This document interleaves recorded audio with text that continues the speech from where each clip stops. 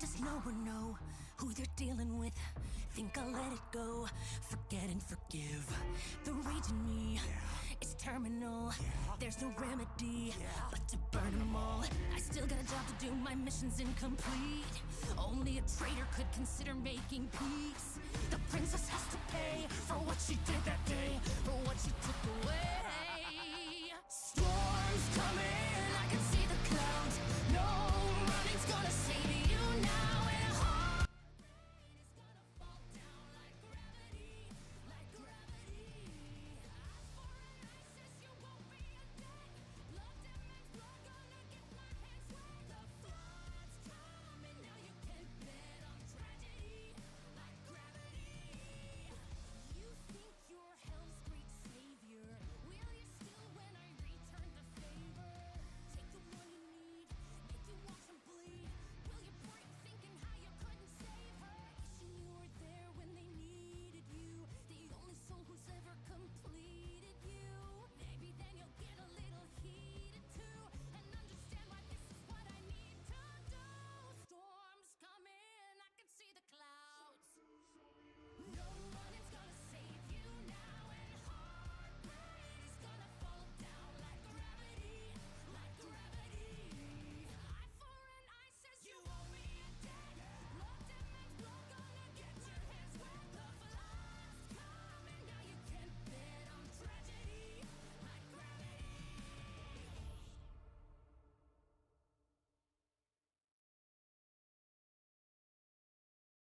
You think your little mockery is going to make me cry? That I'm bawling about the past that could have been? Look around you, Al. I've been scheming this whole time. I got a team, I got a dream, and all I'm gonna do is win. You're in my house with my rules, and my room with my tools, and worse, you're at my mercy, cursed to watch me take it all. You've gone ass up, you're deep fried, your last luck has run dry. At last your check is cashed, I'd laugh at how you look so small. Don't you forget, you're on my string. You can try to squirm and struggle and it wouldn't do a thing. Don't you forget, You're so obsessed with me. I knew you'd need me here to be your unwilling audience when you lose your marbles in Act 3. you're huffing glue if you think I won't end this tale a ruler. I'm just like you, except I'm smarter, sharper, brighter, newer. So I'll keep your smug ass alive. To show me you're not a loser. Do you ever shut up? Don't you forget. Here he goes. You ain't won yet. I'm scared. You still need me like you did before. So cute you think I care. Now I'm the master, and you're my bottomless bitch. No more Al the high and mighty now that I flipped the switch. Though the radio's gone dead, you know the show must go on. By the time I've had my fun, you'll wish that you had stayed gone. Aye, you two should just fuck already. Hello, it's me. With your smile, turn the world upside down. Sit down, I'm gonna tell you a little story about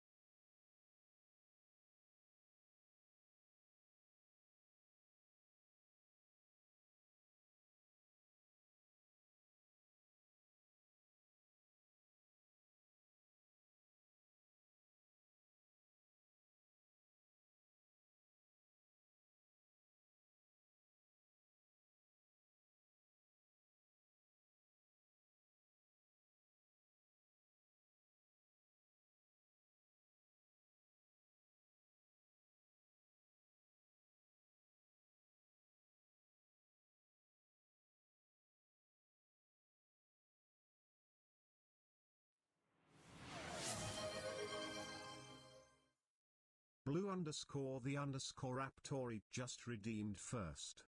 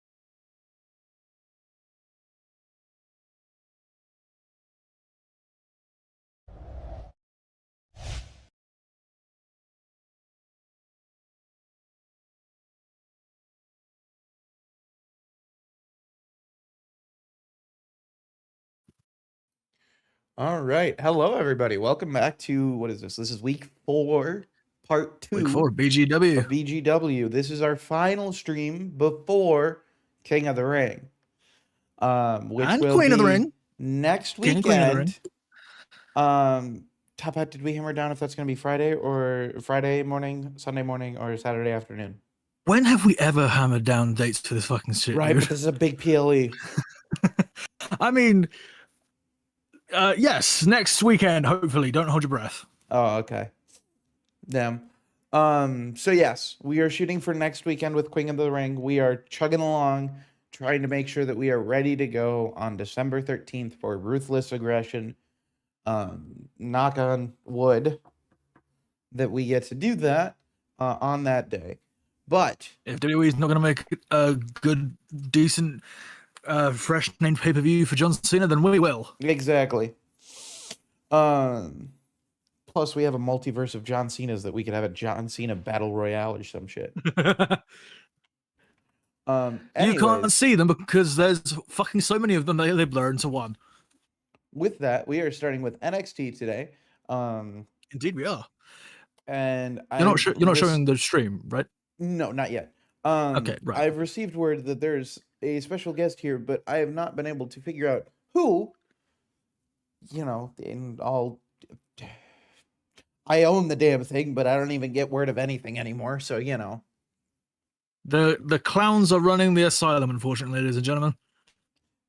unfortunately. So with that, we will get started with okay.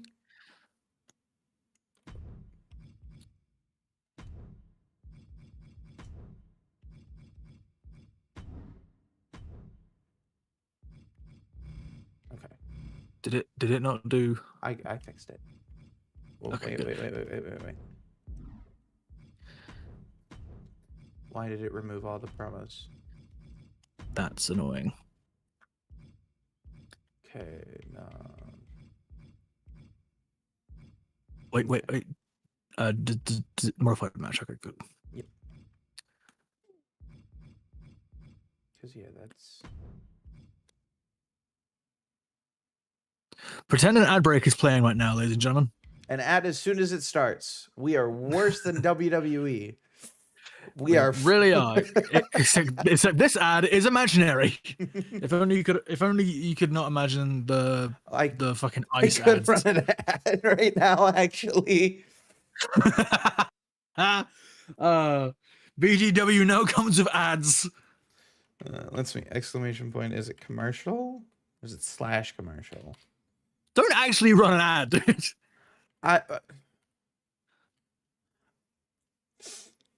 I'm actually intrigued. Yeah, I don't know what the command is for it anymore. Anyways, with that, let us kick off.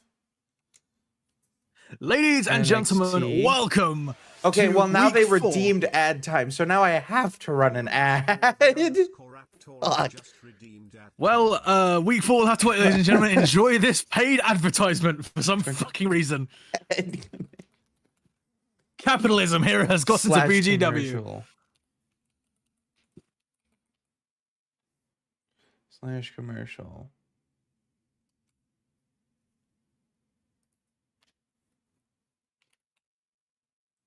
Okay, there it is. Initiating 30-second commercial break. We will be back after a word from our sponsors. This is David, you fucking asshole. Can they hear us during the commercial break? If they are subscribed to the stream, yes, they can. Because if they're subscribed, okay. They don't get ads like David. David, you can piss off.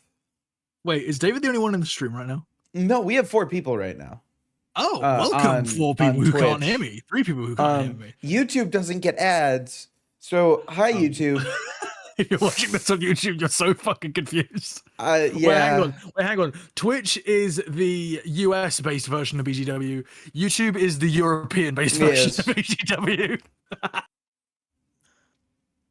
Except nobody's watching on YouTube. Everybody's watching on Twitch. It's kind of how the way it goes with BGW, but I stream it to YouTube, so it's just an easier export to YouTube anyways. And I can throw it in the BGW playlist and, you know. Yeah.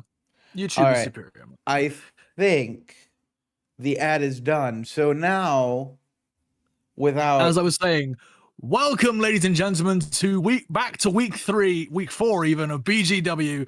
And we are kicking things off today with... We're kicking things off with NXT.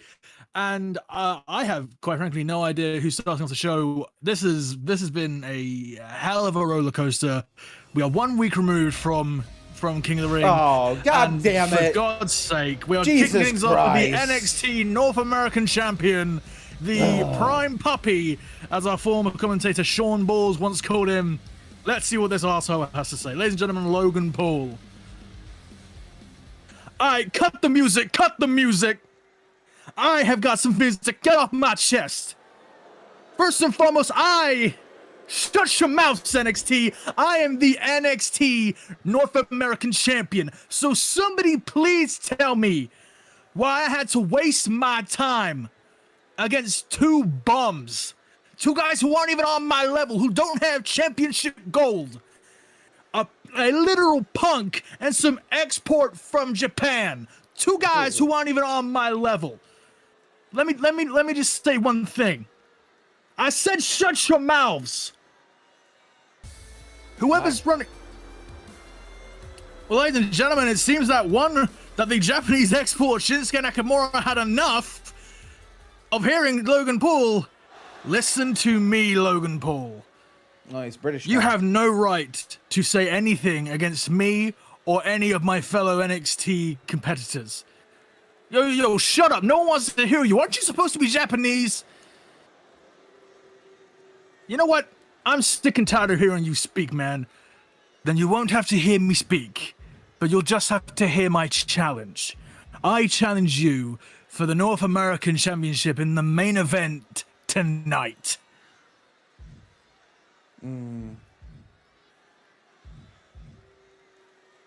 Accept the challenge.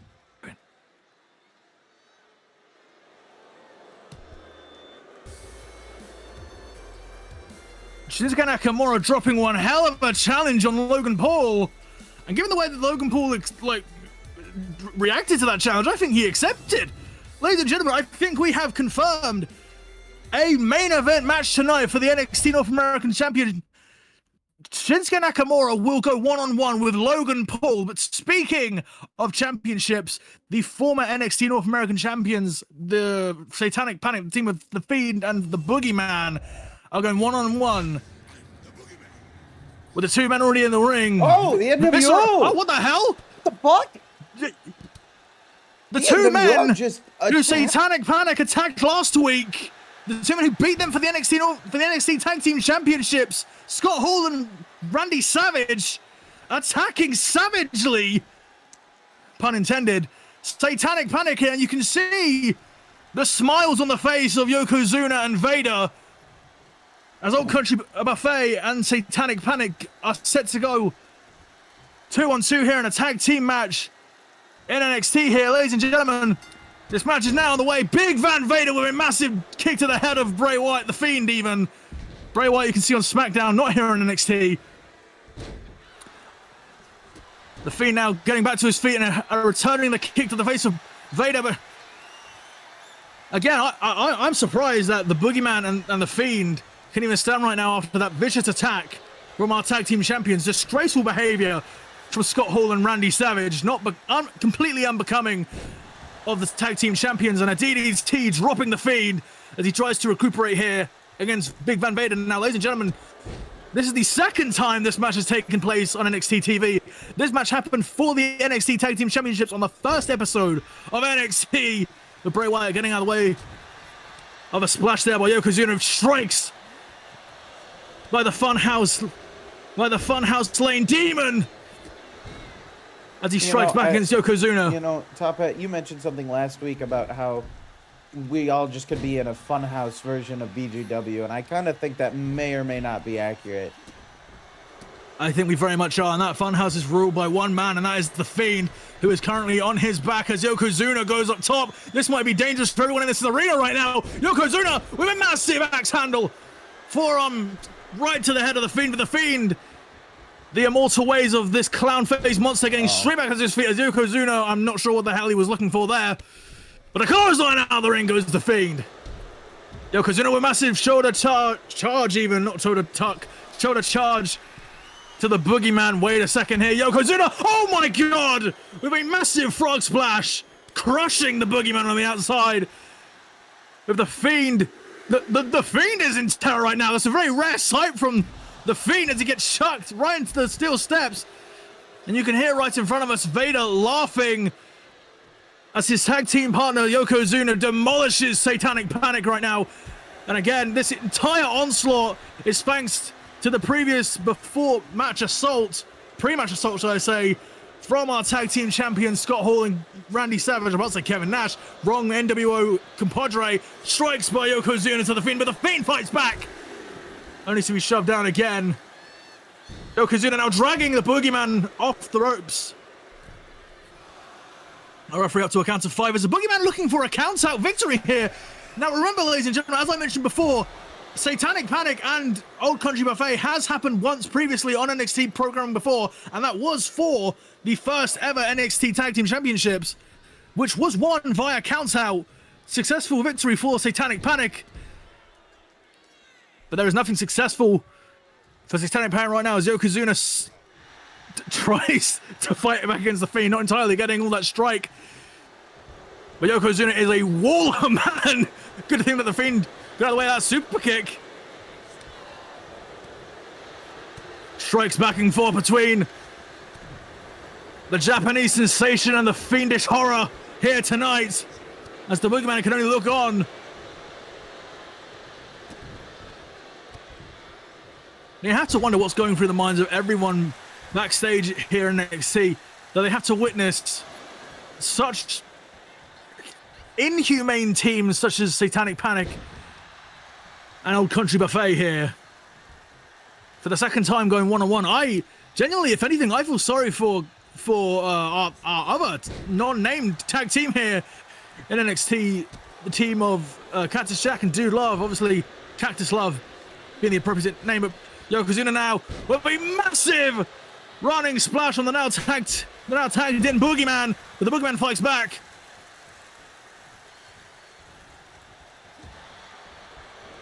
Now, if anything we know about the Boogeyman, he is one man that does not back down from a fight, given the fact that I don't think he knows any logical sentence to his brain. And Yokozuna striking constant strikes to the throat, to the warmed, stuffed throat of the Boogeyman. Oh, wait a second now. Bonsai drop by Yokozuna right to the chest of the Boogeyman, and down goes the Fiend. Could this be it? Oh, no, not a second one. Bonsai drop to the Boogeyman, and the smug look on Yokozuna. And that is all she wrote, ladies and gentlemen. With blatant pre-match assists from the NXT Tag Team Champions, the NWO. The winners of this match, Yokozuna and Vader, Old Country Buffet. And you can hear the boos of disapproval from the BGW audience. That goes double for both myself and I don't want to speak for you, Austin, but I can only assume that you were sitting there disgusted during that match. I mean, you gotta hand it to Old Country Buffet for taking advantage of a very shitty situation.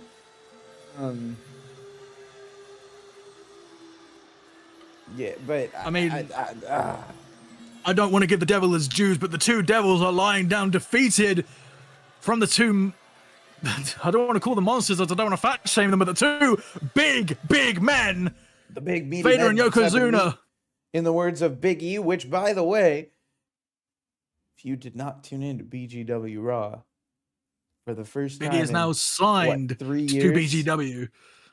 Big E is back in the company, and he is the current World Tag Team Championship. But I believe we have next a Queen of the Ring qualifying match. We have the last qualifying match into the Queen of the Ring tournament here on NXT. We have the Veteran Diva versus two women who she's had a lot of animosity with. One of them being this woman, the woman who beat her 2 weeks ago here on NXT for the NXT Women's North American Championship from Osaka, Japan, weighing in at 140 pounds. She is the current NXT Women's North American Champion, the Empress of Tomorrow, Asuka! I would like to state at the beginning of this program, I apologize for any peaking or disconnecting from my mic. It is not the most highest quality mic, as I have learned from my time here in BGW, but I am looking into getting a new one. Don't you worry, ladies and gentlemen. However, one thing I'm not looking into getting a new one is a NXT North American champion, as Asuka has been a proud champion so far. Alongside her tag team partner in Damage Control, Dakota Kai, who was deliberately called out last week by Eve Torres. So almost a foreshadowing, as it were, to this Queen of the Ring qualifying match. Because it will in fact be Asuka versus the woman she beat for the NXT North American Champion, the Veteran Diva Eve Torres, versus her tag team partner, Dakota Kai.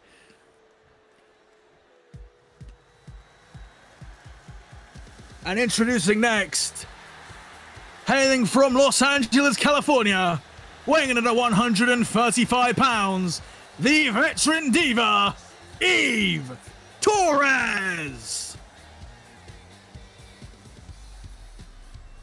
Eve Torres, a woman who is not afraid to show her narcissistic ego to the entire world. Though when you're the first ever North American Women's Champion here in NXT, that's an ego that can be justified. But will it be justified enough to get her to the Queen of the Ring semi-finals That is next an excellent question. weekend at Queen of the Ring? But before that, she has 2 women, not just one, but 2 to go through. And the second one of which hails from Auckland, New Zealand, weighing in at 120 pounds. Also representing the Damage Control, Dakota Kai. Puppet, were you about to say almost representing the Judgment Day? No comment. Wrong faction there, pal. Look, Adam Pearce once made that mistake on a crappier version of a wrestling program. So if he can full on make it, then I can get away with not making it. Now Dakota Kai and Asuka have assured me and the rest of BGW, including you, Austin, that there will be no ganging up on Eve Torres. This is one for all here in this triple threat match. I wasn't aware that one of these women was from wherever we are tonight, ladies and gentlemen. Welcome home to all of them. Welcome home to NXT here in BGW. See, look at this. I've got Dakota Kai and Asuka proving that their statement is true, with the 2 women going at each other straight away, but Eve Torres taking advantage. Okay. Dakota Kai now coming out of the gate. You can tell that Dakota Kai has been, if you did not see Monday Night Raw this past week, or this past stream here on the Bitches Gambit Twitch and YouTube channels, the underdog, the Wildcat from Wales, also the Wild Dragon, should I say, if she's from Wales, Tegan Knox qualified for the Queen of the Ring semi-finals. The underdog story, as Austin Bishop put it. Say again? I don't have Tegan Knox. That's you, buddy. That's SmackDown. Ladies and gentlemen, forgive me. I'm thinking of last week on NXT. Tegan Knox. I have Tegan Knox in the brain. On NXT. Tegan Knox is on NXT. Tegan Knox sitting backstage Last week's with Raw eyes was, glued to this match. Last week's Raw was when the Bloodline seemingly kicked Roman out. Randy Orton wanted to come beat the living piss out of me. That match is Forgive me, ladies and scheduled for gentlemen. King I of the got Ring, completely distracted by the short threat match. DDT by Eve Torres as Asuka tried to break it up but didn't get there in time. Asuka now striking against the woman that she beat for the NXT Women's North American Championship. But Dakota Kai now suplexes Torres. Sorry, ladies and gentlemen, just a casual reminder, if you were not aware, the 2 women, should I say, who have already qualified from Raw for the Queen of the Ring tournament is Alexa Bliss and Naomi, but Eve Torres just watching Damage Control beat the ever-living crap out of each other before her with a Russian lead sweep takedown to Dakota Kai, but Asuka with a kendo stick to the spine of Eve Torres. And am I seeing things? Or when did Eve Torres get? For some reason, I thought Eve Torres had like white face paint on. Maybe she was headbutting Asuka a little too many times there. But Dakota Kai now with a massive stomp to the chest of Eve Torres as Asuka meets her with a kendo stick to the back and the legs. Once again, this is all for one and one for all here in the last qualifying round of the Queen of the Ring tournament. As Asuka with the mist in the face to Dakota Kai. Perhaps that's what I saw on Eve Torres. With Asuka now lining up a signature maneuver here on Dakota Kai, her tag team partner. Asuka locked in. But Dakota Kai now, sorry, not Dakota Kai, Eve Torres breaking up the submission there with a baseball bat in hand. As I was saying, ladies and gentlemen, the 2 women who have qualified so far on Raw for the Queen of the Ring tournament, one half of the Crazy Blondes tag team with Liv Morgan, Alexa Bliss, and the ever controversial, ever manically insane, I would argue, massive backstabber there Maneuver by Dakota Kai and a kick out. Won by Asuka. Naomi qualifying on Raw for the Queen of the Ring. Elbow drop. There by Eve Torres as she goes for the pin on Dakota Kai. Asuka's in the corner. She has to recover quickly and a break up at 1. And on the SmackDown side of things, we saw Charlotte Flair qualify for the Queen of the Ring tournament. The last stream here at Oof on BGW. Who will we see join them from NXT with Tegan Knox?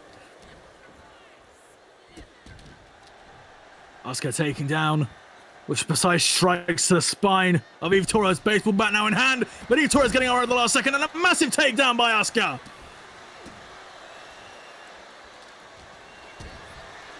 Now, you know for a fact Eve Torres must have had some sort of victim, woe is me mentality going into this one. Given the fact that she's going against 2 women who she literally called out and accused of cheating to take the NXT Championship away from her. The NXT North American Women's Championship away from her. Last week in a reversal there by Asuka with a massive kick to the chest. Takedown maneuver there by Asuka. As Asuka now going for the move that she won the NXT North American Women's Championship with. Asuka locked in on Eve Torres. Dakota Kai is stirring. And Eve Torres getting out of the Asuka lock, not succumbing to the ways of Asuka like she did last week. Or 2 weeks ago, sorry. Drop kick by Dakota Kai. As Dakota Kai once again locked in the Asuka lock. Asuka just unrepenting.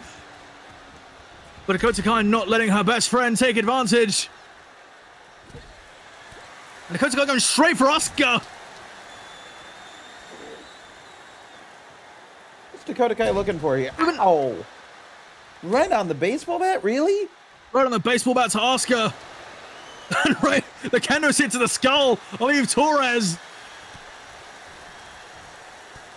Dakota Kai on fire right now. With a bulldog to Eve Torres. Bats in hand to Asuka and right to the legs of Eve Torres in the back. So the Dakota Kai, shall I say, not Eve Torres. Eve Torres writhing in pain on the outside. As Asuka, what's she lining up here? Taking down Dakota Kai. Asuka screaming at her tag team partner to get up here. Kendo stick in hand. Right to the back. And right to the head, busting open Eve Torres. This match has been one hell of a match here in the last qualifying round of the Queen of the Ring tournament. What is Asuka trying to do? Oh my lord! I genuinely didn't think Asuka was going to get that, but flying across the ring, across the outside of the ring, shall I say, is Asuka. As Eve Torres now chucking Asuka right, I was going to say into the steel steps there, but not entirely all the way, but she got there in the end with the leg takedown. As Asuka tried to help out Dakota Kai there, but it didn't quite work. Drop kick to the stomach, and Dakota Kai showing Eve how it's done, chucking her into the steel steps there, and a baseball bat meets her midsection. Asuka wants to make sure that both of her opponents stay down, but the Empress of Tomorrow can become the queen of next week. Eve Torres is down after the leg takedown, but Dakota Kai laughing, you can see, at Eve Torres alongside Asuka, but Dakota Kai now. A Russian leg sweep takedown to Asuka. The cover now, could this be it? Could Dakota Kai qualify, but a kick out at 1 by Asuka? That just goes to show how hard-hitting and hard-surviving our NXT North American champion is. Asuka now with a drift away finisher there by Eve Torres. Asuka now lifting up Torres, looking for another Asuka lock on Eve. Dakota Kai is down. Or not, should I say. And Dakota breaking it up. All of these women want nothing more but to be Queen of the Ring. Asuka looking for the Asuka lock on her own tag team partner here tonight Torres is dazed. She needs to get a hold of herself quick. Asuka looking to win, and it. Dakota Kai taps out. Dakota Kai taps out, and you can see the frustration mixing with the blood on the head of Eve Torres as the winner of this match and the final qualifier for the Queen of the Ring tournament, the NXT North American Women's Champion, Asuka. What a performance by all three women. What a That match. was chef's kiss. That was a beautiful match. And I'm getting word here that we have an unplanned thing going on here. What the? We do? I'm getting real sick and tired of these top hat. Look, this is not my book. Like, I don't have any consent. Wait, what? I don't know what you're talking about. Oh, son of a bitch! What is he in doing the here? world is The Rock doing here? Coming out now to the official OTC moniker on the Titantron. I have never been more confused to see The Rock here interrupting NXT. He's on. Finally, The Rock has come to this dump known as NXT. Now, The Rock has one thing to announce, and that is The Rock doesn't care about any of you jabronis, even the jabroni that booked me on Monday Night Raw. I'm talking about you, Austin Bishop, as The Rock is replacing that crappy little JBM, I don't even know the acronym, championship, and replacing it with The Rock challenging that bitch Roman Reigns for the Ula Fala at King of the Ring. And if you don't like it, you can kiss The Rock's ass if you smell. Finally, somebody coming out here to shut up this man. Interrupting The Rock during the end of his promo, here is John Cena. So we're all a bunch of jabronis, do you, huh? That's how you want to play this game?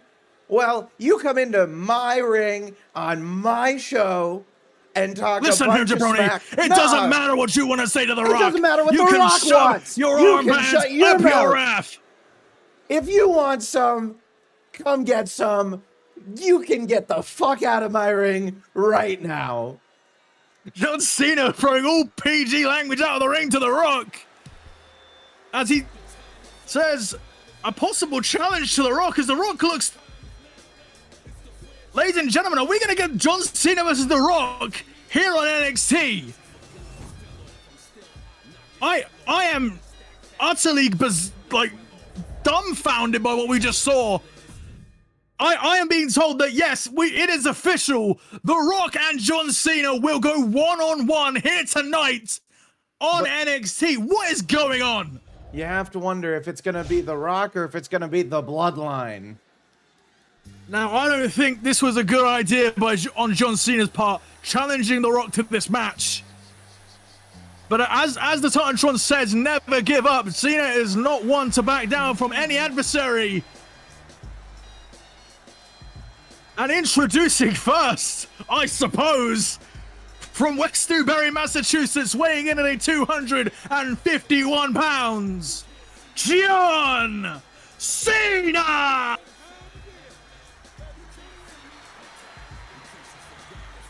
As he said to Stu, the ever-present cameraman, let's go to work. He might have limited dates in real life, but he never will run out of time here on BGW. Cena coming to get stuff done. I'm sorry. I'm still pissed that The Rock just... What? Oh, I completely forgot about the fact your match that you have booked with Seth Rollins and Randy Orton for the JBM Championship is now gone. No, it's not. No, he says it's gone, but it's not gone. No. No, I'm going to have to have a conversation with the head of creative here, which is also Ladies and gentlemen, watching the BGM stream right now, I apologize for this insanity. And I apologize to you, my broadcast partner, Austin, getting heated. Austin, promise me you're not going to get out of your chair and interfere with this match. I make no promises. I make no such promises. Oh, Lord. Coming out talking a whole lot of smack. You know I don't take shit from anybody. I took it to Rollins after he stomped me for no good reason. And then Randy Orton, you know, justifiably had a reason. Okay, yeah, it's the goddamn Lord. bloodline. The bloodline is here on NXT. Not only is it The Rock, but the now former World Tag Team Champions Jimmy and Jay, the Usos, are here, and the Wise Man in tow, introducing his opponent from Miami, Florida, weighing in at 260 pounds, being accompanied by his bloodline, the final chief, The Rock. But we can't call him that until he has the Ulafala, right? Like, until then, Roman Reigns is still our tribal I am chief. just reading the cue cards I have been handed to me, my friend. Obviously, The Rock controls what he hasn't been announced by. And rather unfortunately, my friend, if we want this stream to stay on Twitch and stay on YouTube, we have to abide by what the final boss says. The final chief, even. Right, I but hate he's it just coming as much down- as you do, don't worry. He's coming down to the name of Roman Reigns above him, don't you? I mean, I feel that that's... Lowest what's of going on blows. here? Wait a second. John Cena! John Cena out of nowhere! That's Now this can't be attacking The smart. Rock. This cannot be smart. With the Usos Jimmy right and Jay there. are completely surprised by this. Now you can see Jey Uso not knowing where to get involved will protect Paul Heyman, and a massive side slam there by John Cena. As John Cena now. No. Jey Uso getting involved here. Once again, I must reiterate, I'm not sure how wise of an idea this was on behalf of John Cena. As The Rock and Cena now get involved here, it's toe-to-toe. Collar and elbow tie in the river. Cena chucking The Rock down to the ring. Now remember, it was John Cena's biggest fan, R-Truth, who beat The Rock this previous stream for the People's Championship on Raw. As Rock now chucked into the corner with John Cena. Irish whipping into the other corner. And a massive splash by the leader of the C Nation. Old little nickname there for John Cena. And out goes The Rock. But not staying on the ropes. Cena now not even letting The Rock get into his ring gear. Massive elbow drop. Cena telling The Rock, if you want to stay here in NXT, if you want to come down on NXT, you need to put up and shut up. Elbow drop to the back of The Rock. And a massive elbow drop again. Constant elbow drops by Cena. I think we're seeing some ring rust here from The Rock. I mean, when was the last match he had? I mean, it was against R-Truth, who he did lose to. In less than 10 seconds. Cena now looking For the for a move we've seen time and time again. The backdrop. Wait a second. A kendo stick rolled into the ring by Paul Heyman, distracting Cena from completing the 5-knuckle shuffle. A wise move there by the wise man, but Cena not letting go for an answer. As the Rock again with a kick to the head of Cena. But Cena not letting The Rock get any momentum.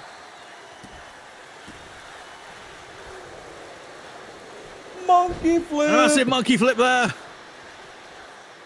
Shades of George of the Jungle by John Cena.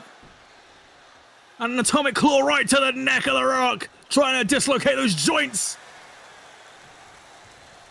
But there is unfortunately a lot of Samoan meat between those joints. Can the referee do her job and get Jimmy Uso down from the ring, please?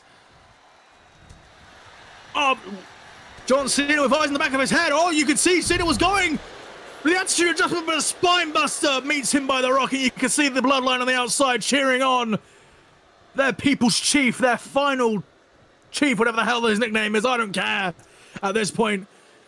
What is The Rock going for here? Possibly his own running back and forth move. Or perhaps not. And again, massive crossbody there by John Cena.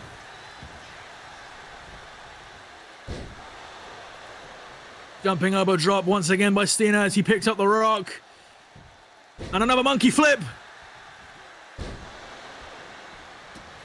Cena seeming very limited in the moves he's able to do here. Wait a second! The Rock was going for the rock bottom there. Cena with a clothesline beating off the final boss.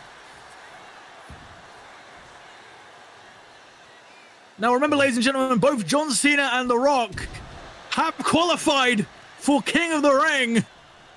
Although I'm not entirely sure if The Rock will even be in the King of the Ring tournament, as he's more focused clearly on Roman Reigns and the Ula Fala.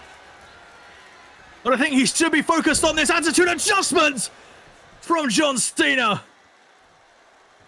Cena now completely out of it. Not near The Rock to make the cover.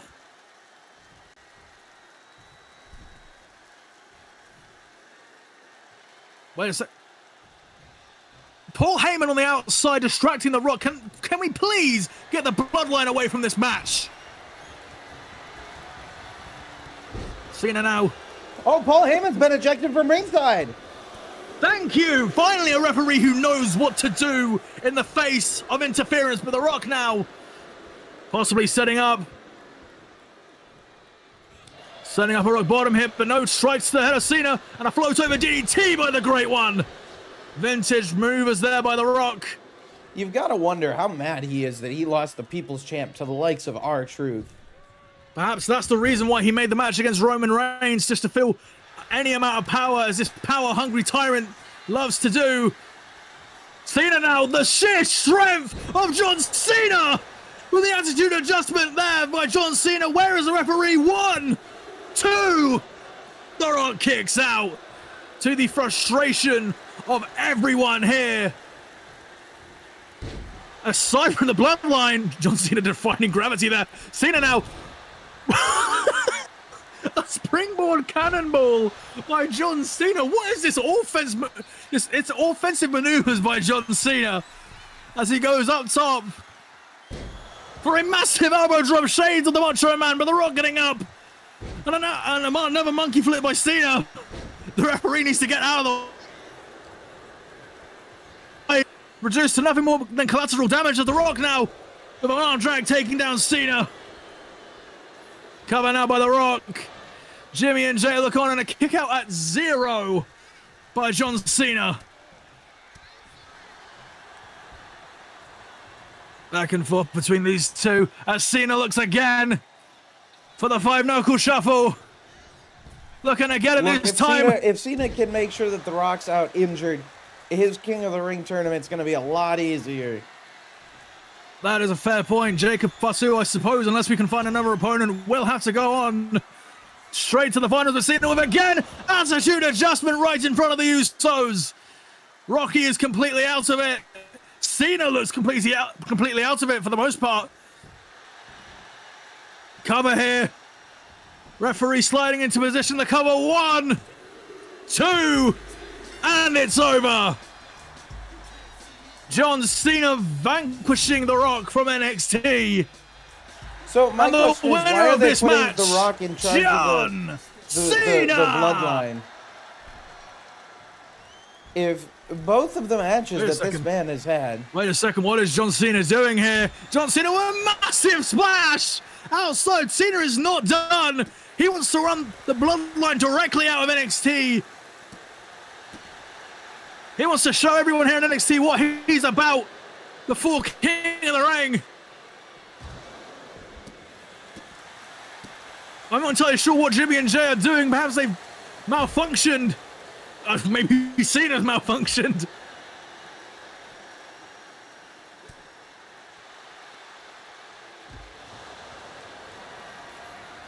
Cena now with another attitude adjustment to The Rock.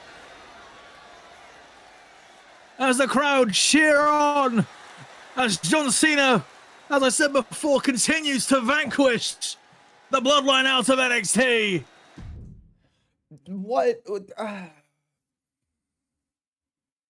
However, speaking of King of the Ring, we have 2 feuds wrapped up in one glorious tag team match right now.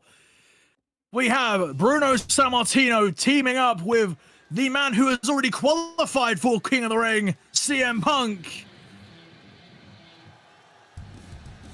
For some reason, I thought someone else was coming out beforehand, but forgive me, ladies and gentlemen. Next is a tag team match. And introducing first, from Chicago, Illinois, weighing in at 218 pounds. He is the best in the world, according to himself.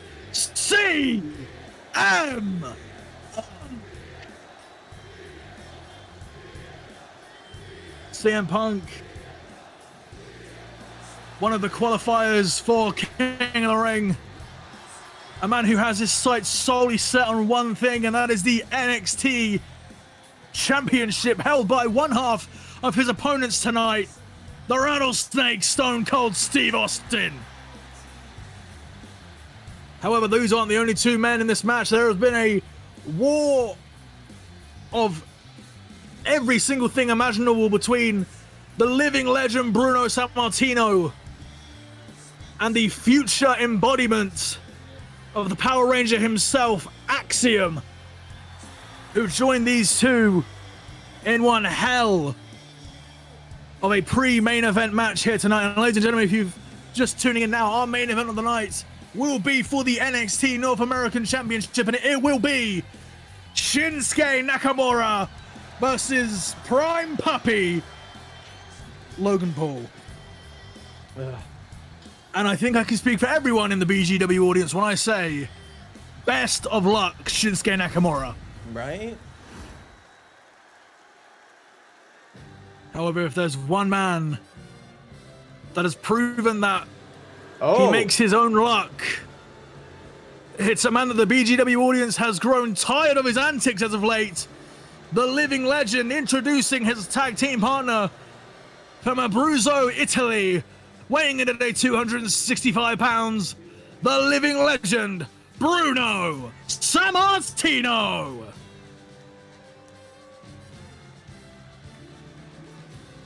Bruno Sammartino is someone who has made an enemy of Axiom in recent weeks, seeing him as nothing more than, well, a cartoon kid's character, I believe he said on social media, because yes, Bruno Sammartino had social media in this world, but someone who also has social media in this world, bad transition, is this man, hailing from Victoria, Texas, weighing in at 252 pounds. He is the NXT champion, Stone Cold Steve Austin. I once again want to apologize for any potential mic cutouts from myself. But I tell you, one man who will never apologize. Say again? Oh, David just asking what's happening. Well, The Rock just came down and said that my match at King of the Ring isn't happening, which is a load of bull. But right now it's Stone Cold and Axiom versus CM Punk and Bruno Sammartino. Stone Cold Steve Austin and CM Punk have been engaged in war ever since the first episode of NXT for that NXT Championship. And honestly, in the last few weeks, the same can be said for the quote-unquote living legend and the future embodimenting Axiom. Speaking of which, introducing next it's the his White Power tag team Ranger. partner from Madrid, Spain, weighing in at 154 pounds, Axiom! As Sean Balls like to call him, the White Power Ranger. The White Power Ranger indeed, because power is definitely something that Axiom holds in droves. As he wants to prove here tonight, tag teaming with the NXT not North American champion, sorry, the NXT champion, Stone Cold Steve Austin. All four of these men, always hungry for a fight, always chomping at the bit to get themselves in that ring. And tonight gives all four of them an opportunity to show what they've got. And what we've got on our hands, Austin, I believe, is one hell of a tag team match ahead of us. This is going to be good. Starting off with CM Punk and Stone Cold, the two men who can't hold themselves back from destroying each other. CM Punk dashing to Stone Cold Steve Austin. Obviously, CM Punk wants nothing more than the NXT Championship with a massive swinging net breaker. Very, I would say, very unprofessional of CM Punk targeting the neck of Austin. And Axiom also sharing my views there.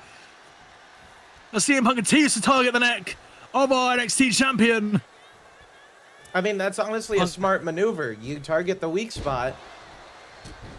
Not smart enough for CM Punk as Austin gets out of the way. Stone Cold now goes to the arm. Austin now with a massive head scissors lock in. Submission hold there. Now, this is not the first time we've seen CM Punk and Stone Cold Steve Austin go one-on-one in the ring. However, it is the first time we've seen either of these two men in a tag team match as CM Punk tags in Bruno Sammartino, who also targets the neck of Austin. But Austin not one to back down from a challenge as he strikes down against Bruno. As Axiom, you can only imagine he's smiling in that mask. Bruno now going for a massive power bomb in the corner here. Oh, that's not a power bomb. It is That not. is a buckle bomb, my friend. I believe he calls that the Paisano face plant. As he boots Austin in the corner and tags back in CM Punk. These two men have focused on nothing more than hurting their opponents in a way that some would question the morality of. It's CM Punk. Does CM Punk really have any morals? Let's be honest here. Blood money covered dicks for all as Austin fights back against CM Punk. Chucking Punk into the ring and a massive spine buster takedown by Austin.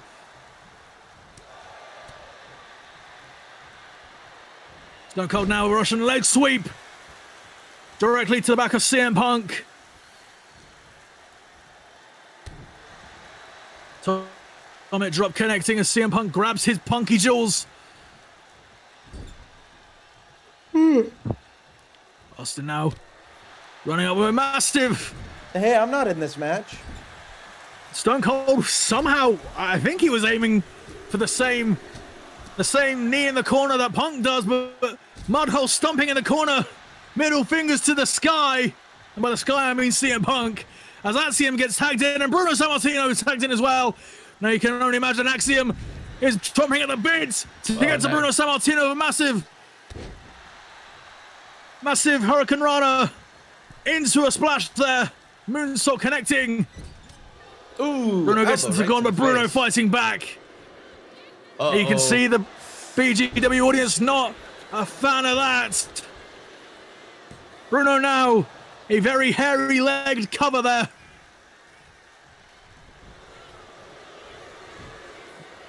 Bruno now looking for a Boston Crab type submission, but Axiom not taking it. And I am getting word that I can confirm that both matches... CM Punk with a cheap shot to the back of Axiom. Sorry, you were saying, Austin. Wait a second, Axiom here. Massive drop kick to Bruno Sammartino. As long as time permits, both the Bloodline Rules match for the Ulafala and the triple threat for the JBM title will happen at King of the Ring as long as time permits. Time might not be on your side as the momentum is not on the side of Axiom with a massive elbow drop connecting by Bruno. Whichever match does Bruno's get cut will going happen up on the now. Raw after King of the Ring, by the way. Ooh! Bruno was going for a big splash, but Axiom getting out of it. Axiom now putting Bruno in the corner. Axiom working on Bruno. Now you can tell Axiom's been waiting Ooh. to strike back against Bruno ever since last week's humiliation. Where's Bruno? Oh, Bruno, to the annoyance of every single person, man, woman, and child here in BGW. Shoulder blocking Axiom off the side of the ring. CM Punk now and Axiom staring each other directly in the face, even though I'm not sure if Punk can stare Axiom in the face.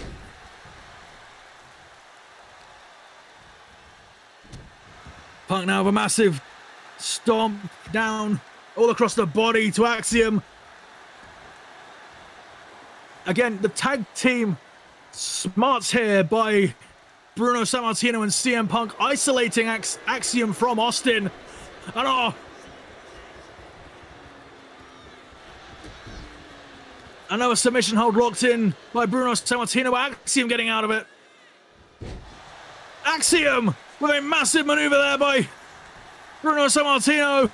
Spanish Fly connecting the cover. 1, 2. Kick out at 2 by Bruno.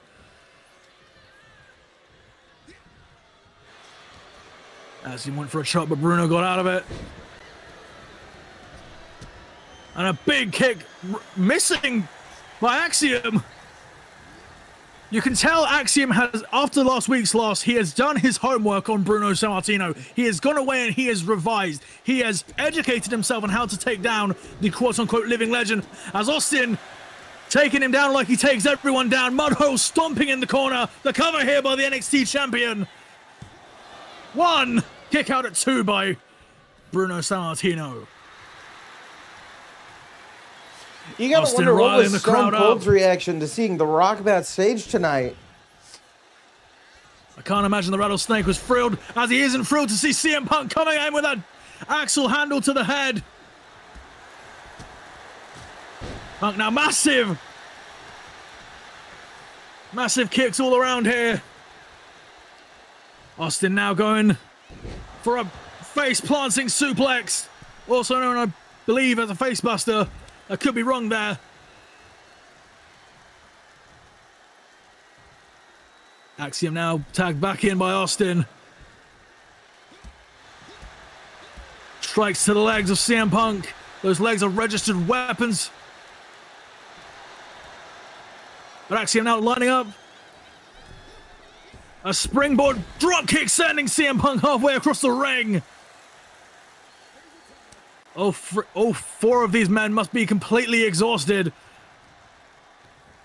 But all 4 of these men will continue to fight until they cannot fight no more. As Austin drapes CM Punk's leg up in the ropes. And a massive Lufez press. Vintage Stone Cold battering down the head of CM Punk. Cover now, but Bruno Sammartino wasting no time getting in the ring. I think that was a mistake, because I think we may or may not see a couple of stunners coming here. I believe we might do. CM Punk might want to get out of the way. Or not. Oh. CM Punk scouting it. CM Looks Punk like we're now going to see her go to sleep. looking to make Austin go to sleep. GTS connecting. The cover here by CM Punk. Axiom needs to get involved quickly, but Austin kicking out nonetheless. Yes, Tag team wrestling indeed. Austin now not letting himself get isolated again. He has learnt that trick. Making his way over to Axiom in the corner. Axiom now, who's had a bit of time to recuperate. Now lining up. CM Punk here. Massive kick, and CM Punk is now busted open from that kick. That massive jumping super kick by Axiom. The cover now. And that's all she wrote. What a guy, Stone Cold, for letting Axiom take that pin. The winners of this match, the NXT champion Stone Cold Steve Austin, and the embodiment of the future, Axiom. Axiom getting one over on Bruno Sammartino, while Stone Cold Steve Austin proving that perhaps CM Punk is not ready for the NXT Championship as he claims to be. But ladies and gentlemen, speaking of championships, it is time for our main event of the evening. The NXT North American Championship will be on the line.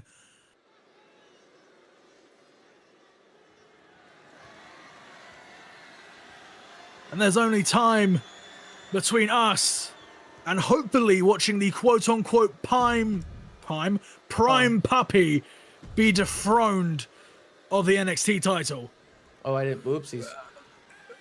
Introducing first from Kyoto, Japan, weighing in at 220 pounds, Shinsuke Nakamura. Introducing his opponent Looks like Logan Paul just From kind of skipped the entrance of Shinsuke Nakamura there. from Cleveland, Ohio. Weighing in at a 220 pounds. Also, both these men are the exact same weight. Who knew? He is the reigning, defending NXT North American Champion, Prime Papi, Logan Paul.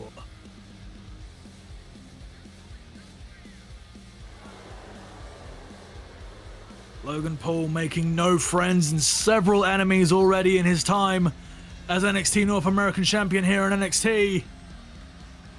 Wait a second, Shinsuke Nakamura! Wasting little time getting into it with Logan Paul. Shinsuke did not take And the match what is now Logan Paul officially had to on the say way. earlier in the night lightly. Shinsuke now striking back and forth here in the corner to Logan Paul. Shinsuke with those devastating kicks. Styling as only the king of strong style knows how to. But Logan Paul fighting back with a dropkick to the back. Now, there's one thing we can't say about Logan Paul. He is not a fighting champion. He accepted this challenge willingly against Shinsuke Nakamura. There's one thing we can't say about Nakamura. He is not outclassing, out-wrestling the crap out of Logan Paul right now. Shinsuke Nakamura has I would argue several decades of more experience over Prime Papi. And we have to wonder, will that experience gain Shinsuke Nakamura the NXT North American Championship here tonight in our main event of Week 3 of Week NXT 4. here on BGW? Week 4 even. Shinsuke with a massive kick to the head of Logan. Trying to get that stupid bandana off his receding four-lined head. Massive kick again! You can hear the BGW audience strictly behind Logan Paul. Strictly behind Shinsuke Nakamura here. They simply can't get enough of booing the entire presence of Logan Paul. Shinsuke now chucking Logan to the corner and a massive knee directly to the stomach area of Logan Paul. Logan now already trying to catch Shinsuke. Already trying to pin Shinsuke, but only a 1 count. Logan wants so little to do with Shinsuke right now. And to be perfectly honest, I do not blame him. I would not want to be in the ring with someone of Shinsuke Nakamura's caliber. But unfortunately, that's all that Logan Paul has right now. The cover now by Shinsuke, and a kick out at 1 by Logan Paul.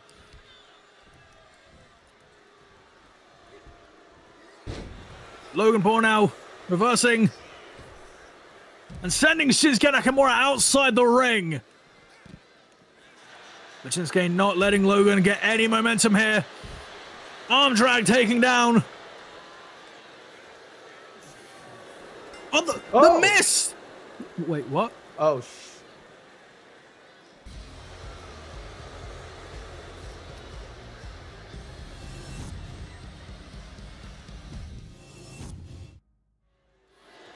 You didn't see fucking anything. Logan Paul now. And Shinsuke Nakamura with a massive kick by Shinsuke taking down Logan. The crowd 1000% correct in the early goings of this match. Logan does suck. But Logan determined to prove them wrong as he wins that first collar elbow tie-up. But Shinsuke Nakamura now looking to reverse it. Shinsuke back and forth here. With a massive arm drag taking down Logan in the early goings and a massive drop kick there by Shinsuke Nakamura. And a massive knee.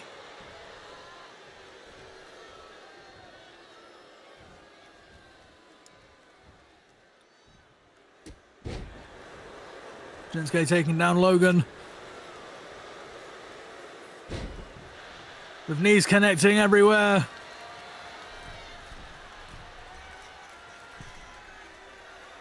Shinsuke with a massive elbow drop.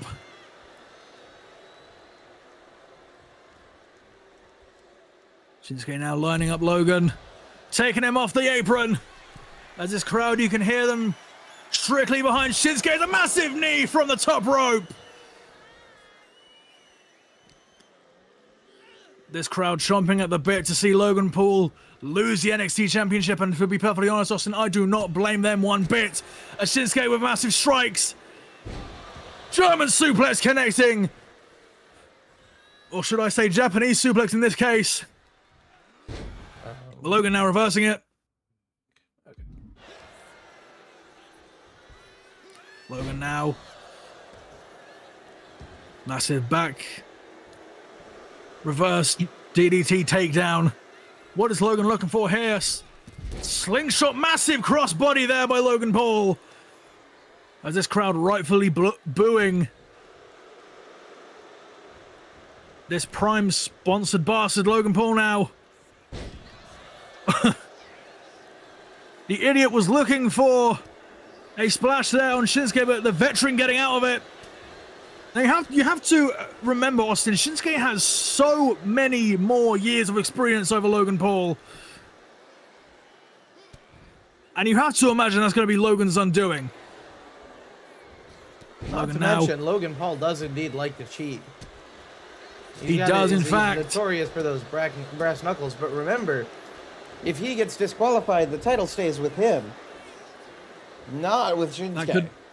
That could be a very, very unfortunate advantage here for Logan Paul. I believe that's called champion's advantage, in fact. Nakamura now from the ropes to the ring. From the pen to the king. I'm sorry for making that reference.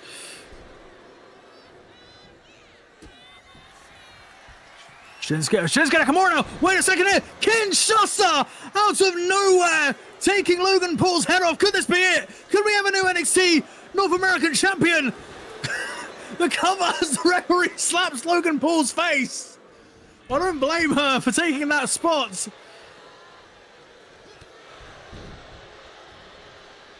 Logan Paul fighting back, knowing possibly that his time as NXT champion, NXT North American champion, might come to an end. German suplex taking down Logan.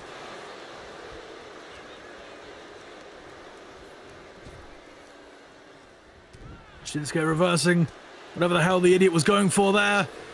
Strikes by Shinsuke. Shinsuke now got him on his shoulders for a massive Michinoku driver there by Shinsuke Nakamura. Shinsuke now looking to end it. With the Kinshasa connecting. The BGW audience going wild here. Could Shinsuke win it? The cover here. 1, 2. Shinsuke Nakamura is the new NXT North American champion.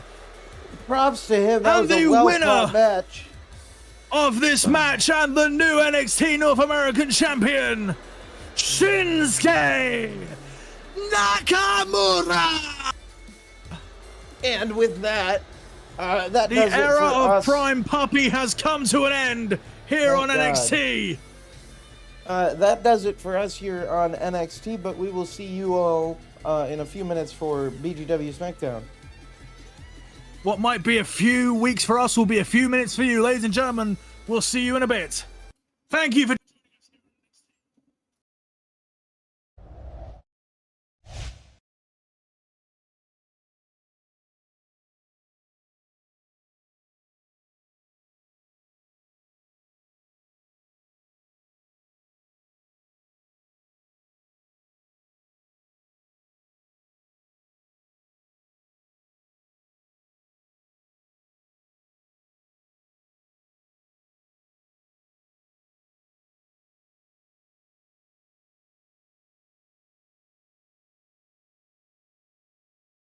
How is my mic cutting out? It was still happening, I assume? Good. Okay, good.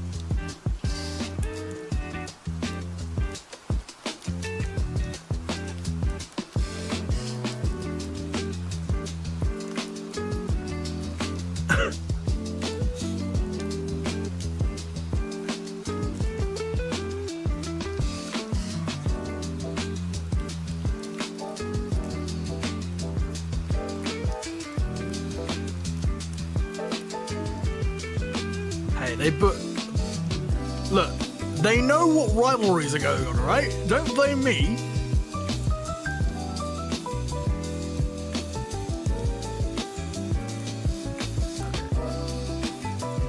Cody Rhodes calls out Aubrey.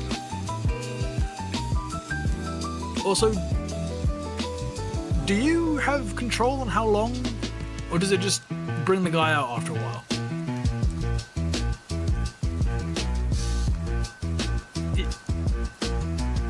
Well, don't hit the button until I give you the sign to.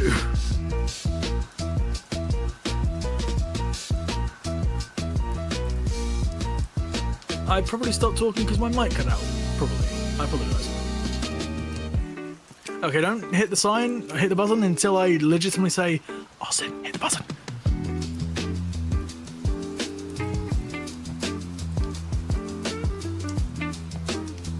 Shush. Oh, that ruins the immersion and not restarting the match, yeah?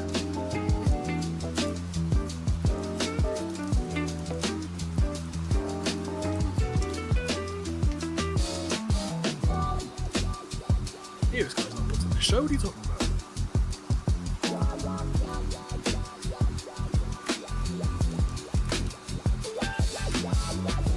Now, with this match, is there a way that we can have, like, someone, yeah, like, interfere, but not in a way that it needs to be disqualifications?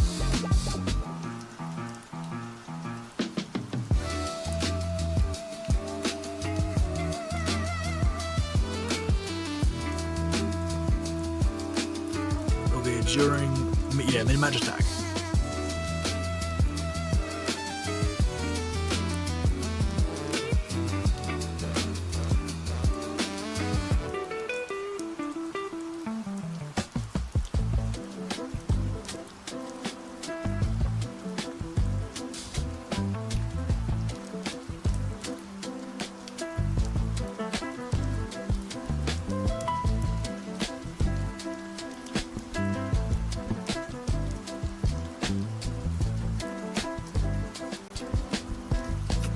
It's booked two guys who haven't appeared once.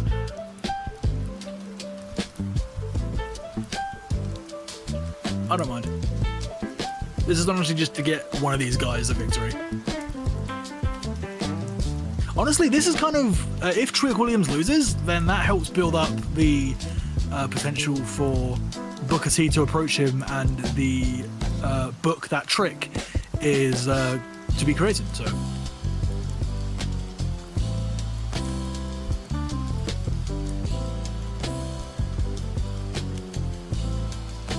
What? So you can't just cut a promo? Oh. So? Wait, but why is... Oh, okay. Oh, okay. Okay, fair enough.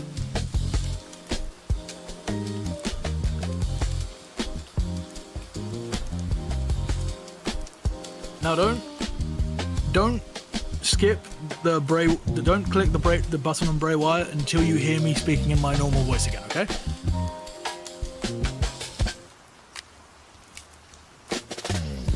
Oh, true. Yeah, okay, don't click any of the options.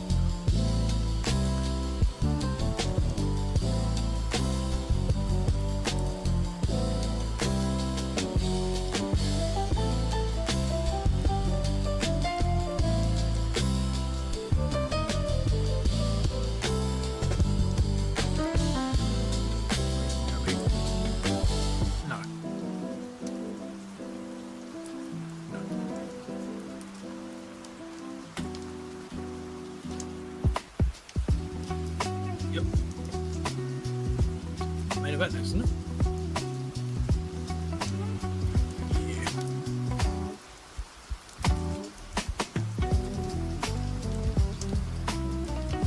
I think that was a pretty damn good episode of NXT.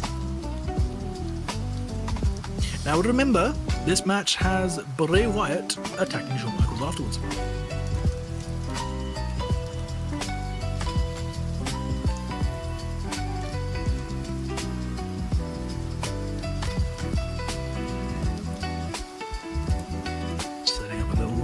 King of the Ring, so it's not just two random guys fighting each other.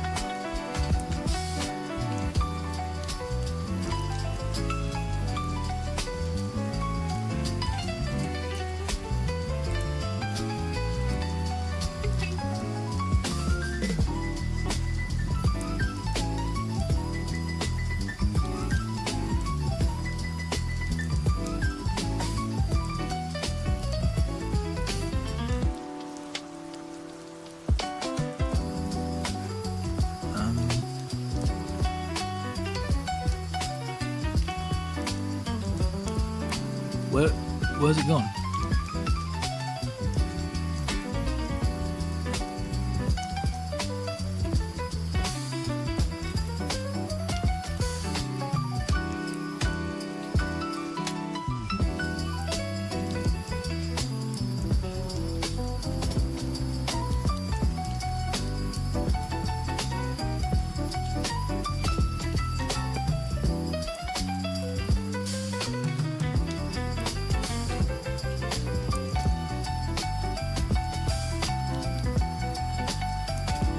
Wait, show me the referee knockouts again.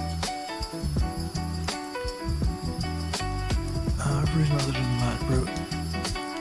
So show you the one.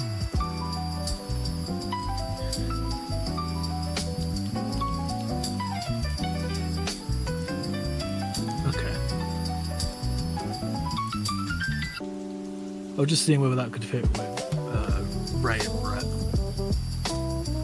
Where the fuck has it gone?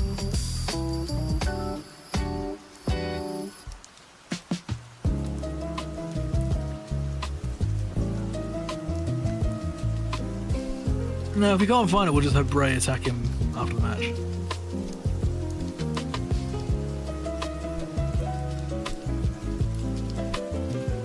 Where the fuck has it gone, though?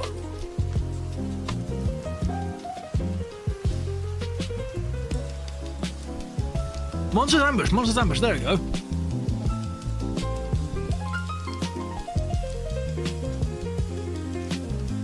Drew fucking McIntyre. So let me just read it again. The arena light suddenly cut out.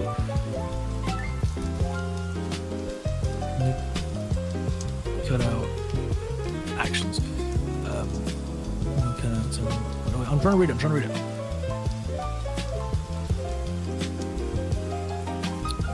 The arena light suddenly cut out after Shawn Michaels finishes their match. Once they turn the back, Shawn Michaels turns around. Bray Wyatt, who appeared in the ring, that's laid out, watch out.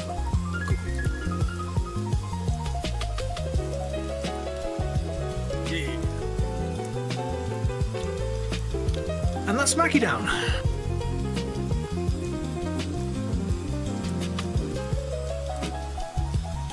Yeah. That's the go home SmackDown before King of the Ring.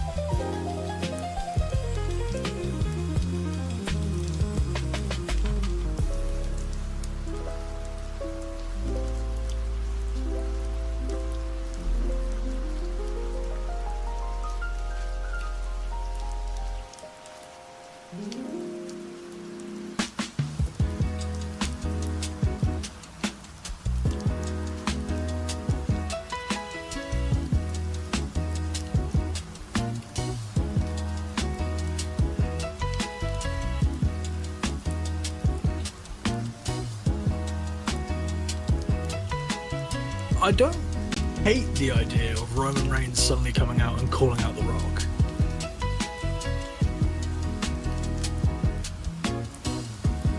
Did that cut out?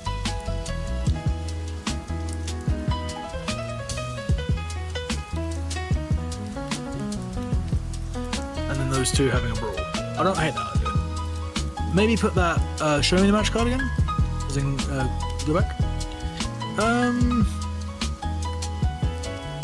I mean, if you want to, you can put that like right after the triple threat for the Queen's Ring, so you only have to remove one match.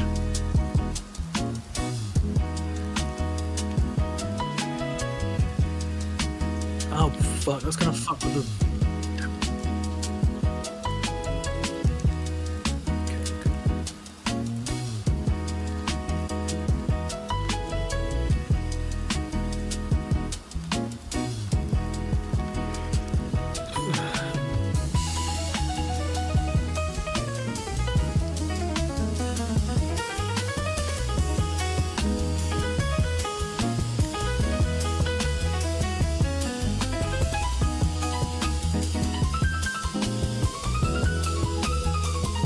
Honestly, would it just be easier to set every single superstar on Raw and SmackDown and NXT so they can just show up whenever we need them?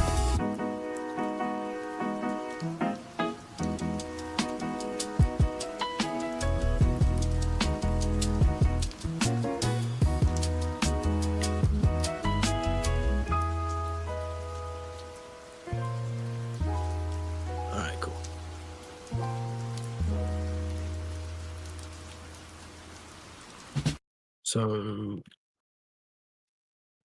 no, just normal 1-on-1. Oh no, this is the sorry.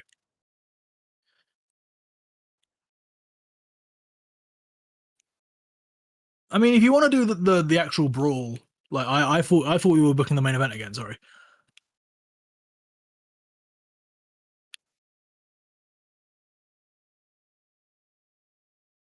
If you want to go like I take it brawl as backstage brawl.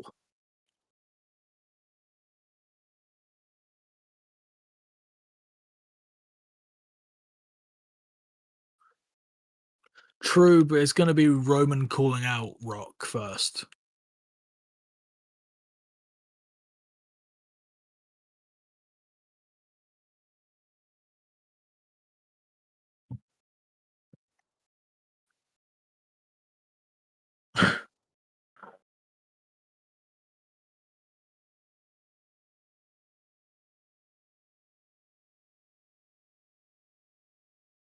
Yeah.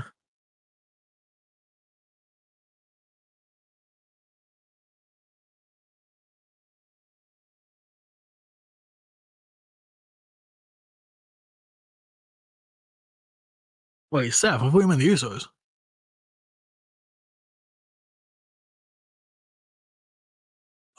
For some reason I thought you were gonna have Roman like no mind.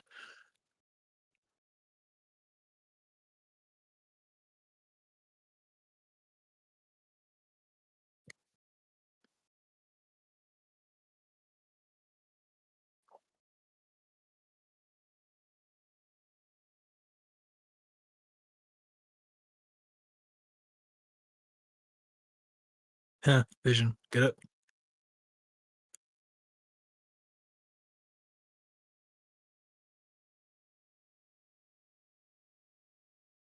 Is Roman just coming out in normal clothes?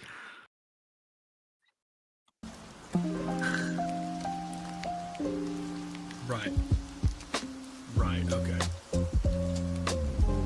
Honestly, it would make more sense if Roman came out in normal clothes, to be honest.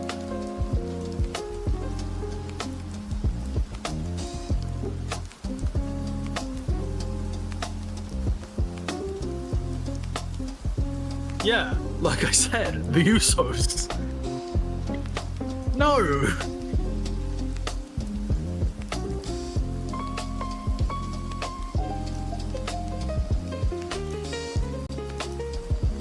I still don't understand why Jay's fucking 91 on this game. Yeah, I understand that, but like, I would understand if it's like 81? Sorry, like 89? Because there are some like really fucking solid, like AJ is 89 on this game. Rob Breaker is 89 on this game. Yeah, Jay's 81? 91? Sure, why not?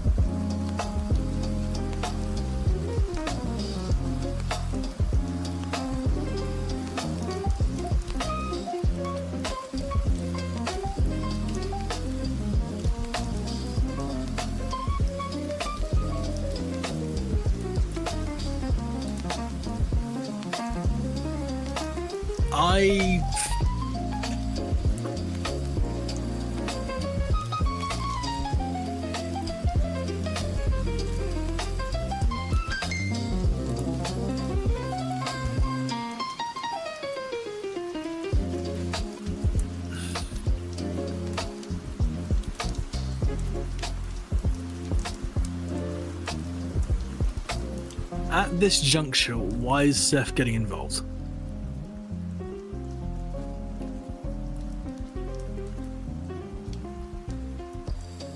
Yeah, I suppose so.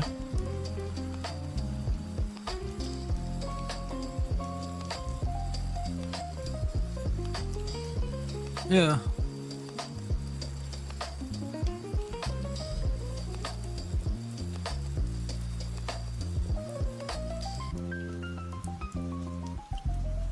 I'm just curious how we're gonna play this on commentary. Like,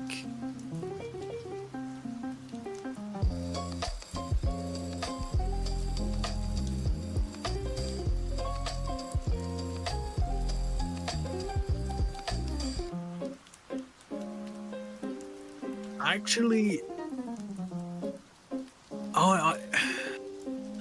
is there a way for us that we can guarantee that the bloodline comes out first?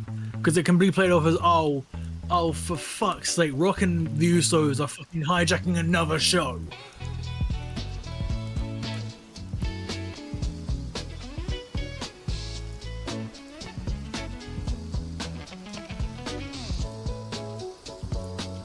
I think genuinely you just have to like put them in the first slot, like the first team. But that'll be a 3-on-2.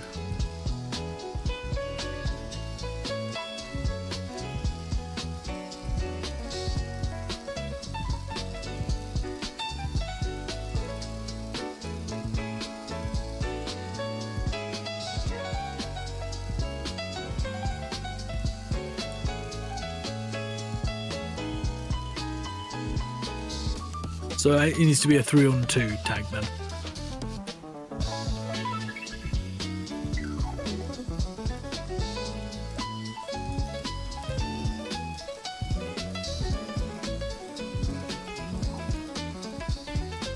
Is there a way you can switch around who's the 2 and who's the 3?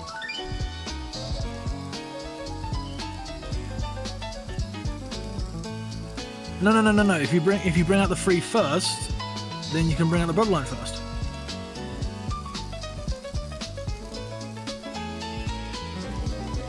Yes, is there a way to make the 3 come out first? Austin, is there a way to make the 3 come out first? Just change.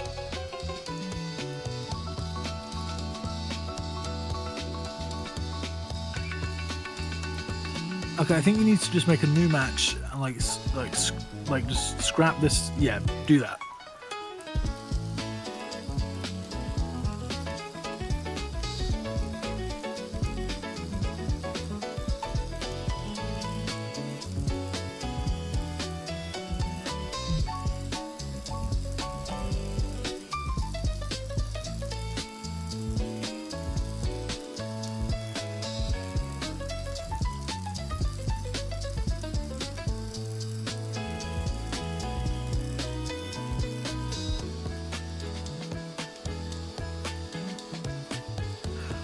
Is the 2-on-3 a handicap?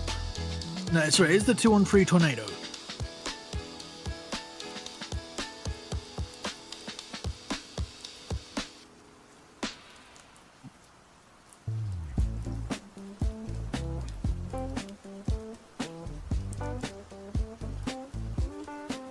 Honestly, at this point, bro, just have the call out and the beat down with Rock and Roman.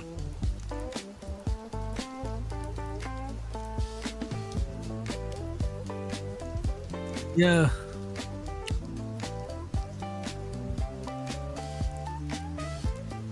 Oh shit. Wait, no. Oh wait, no. For some reason in the preview it showed Bray Wyatt was Finn Balor. I don't know why.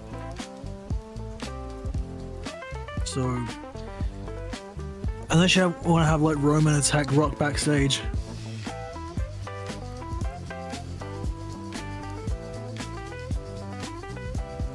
Like we can advertise the fact that The Rock is actually scheduled to appear tonight on SmackDown. Ooh, one on two tornado. Rollins and Roman attack Rocky. No.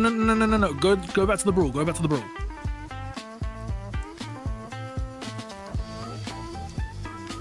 One on two tornado. Roman and Seth in Shield gear attack Rocky.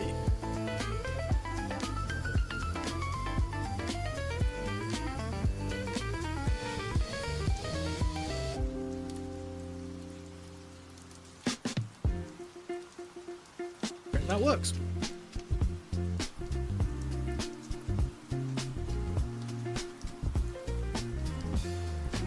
The Heartbreak Kid versus the Scottish Psychopath. With an insane cult leader. Oh, nice. I actually never listened to lo-fi WWE music. Send that to me after we finish.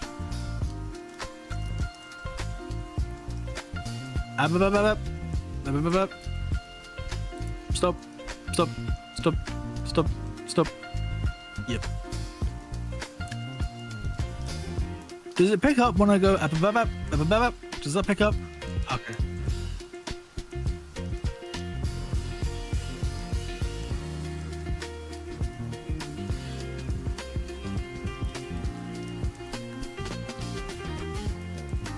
Oh fuck! Where was it again? Monsters ambush, right? Good. There's going to be a lot of monsters ambushing from Bray and his fellow Wyatts.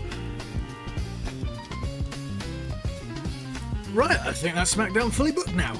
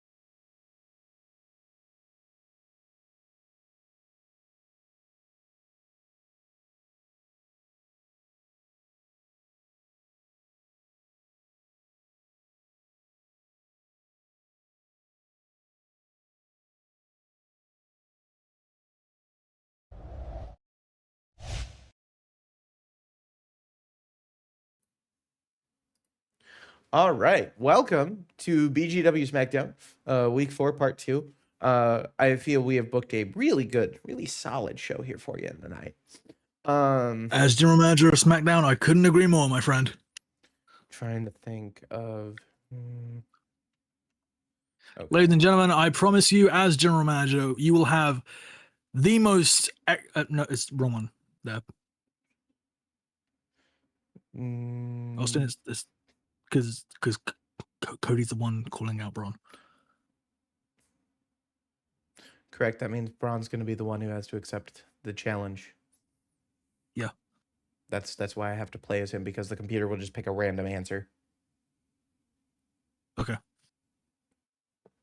Either way, ladies and gentlemen, I promise you, as general manager of SmackDown, a jaw-dropping show here tonight. Starting off with, I've been told, the BGW champion himself, the American Nightmare, Cody Rhodes.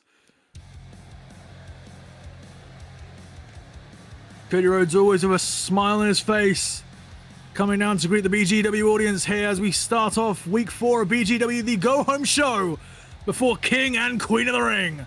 Let's see what Cody has to say. So, BGW, what do you want to talk about? Because I'll tell you what I want to talk about. I want to talk about Braun Breaker. And I want to talk about the fact that him and I have been engaged in a war recently. A war that has cost me match after match. That has cost me sleepless night after sleepless night. And I am quite frankly sick of it. So here's what I'm going to do. Braun Breaker, you're a hungry young athlete. You have all the talent and charisma in the world. You're going to be a bona fide Hall of Famer in no time at all. And I want to give you the opportunity that you so desperately want. So come down to this ring and allow me to grant you exactly that. Cody Rhodes here calling out Braun Breaker. Now, in previous weeks, I'm not sure if this is such a good idea from Cody. So let me get this straight. You are finally gonna give me what I've wanted this whole time. Huh, Cody? Or are you just gonna cower out like a bitch again? Shut your mouth and let me shut it for you, because I want you and me to go one-on-one for my BGW championship at King of the Ring. Do you accept or not? You're on. And there we go, ladies and gentlemen. It is official for King of the Ring. The BGW Championship will be on the line as the American Nightmare will take on and defend against the Unpredictable Badass. What a culmination to this feud, this multi-week feud we're going to see, Austin. Quite frankly, I can't wait for King of the Ring. You and me both, man.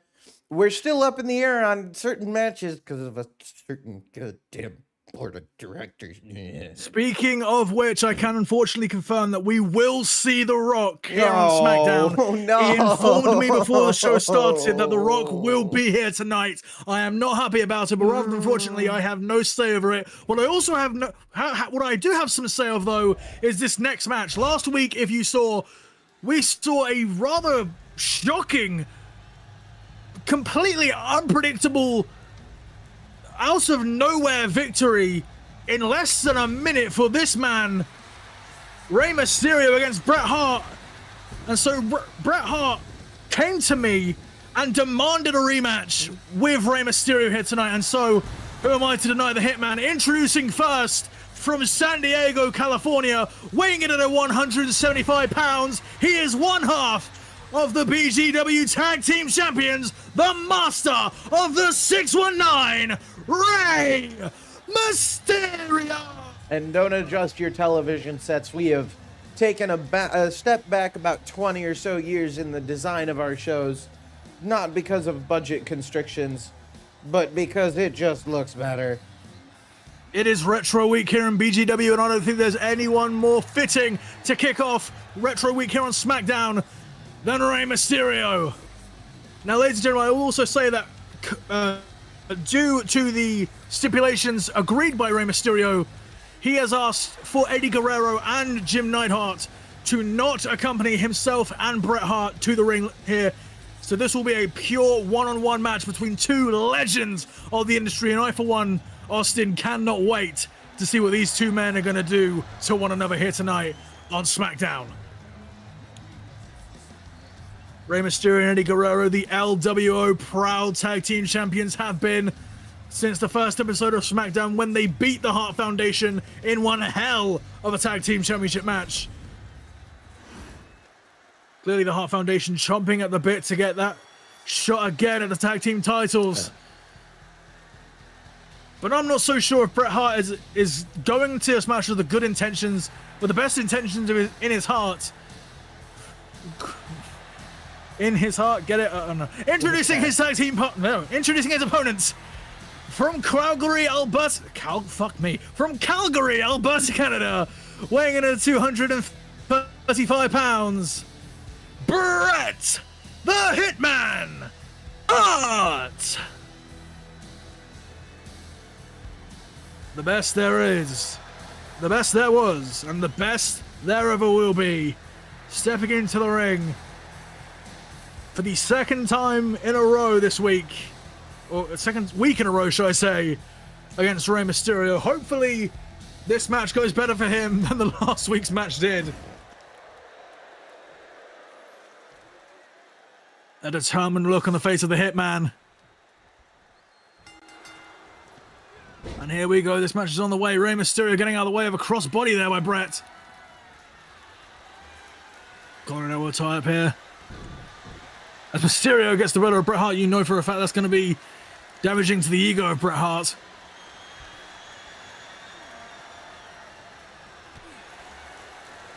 But Bret Hart not wanting Rey Mysterio to get out of there, straight to the back.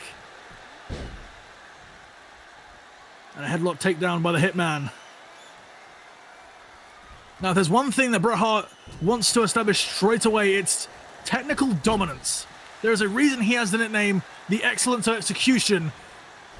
And so he wants to get Rey Mysterio on the ground and keep him there for as long as possible, because as we saw last week and as we're seeing now, Rey Mysterio is one of the most giftedly talented wrestlers to ever grace the earth. Especially grace BGW, as Bret Hart strikes at the back of the head. The official L welcome to BGW. Thank you.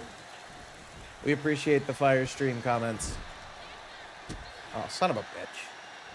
Thank you very much. As Bret Hart now. Again, this is exactly what I did. I was warning Bret Hart against. Rey Mysterio is one hell of a competitor now. Again with the collar and elbow tie, Bret Hart wants to keep Rey Mysterio here for as long as possible. And Bret getting the better of it with the arm submission hold. The arm lock here, keeping Rey Mysterio in place, and Bret Hart.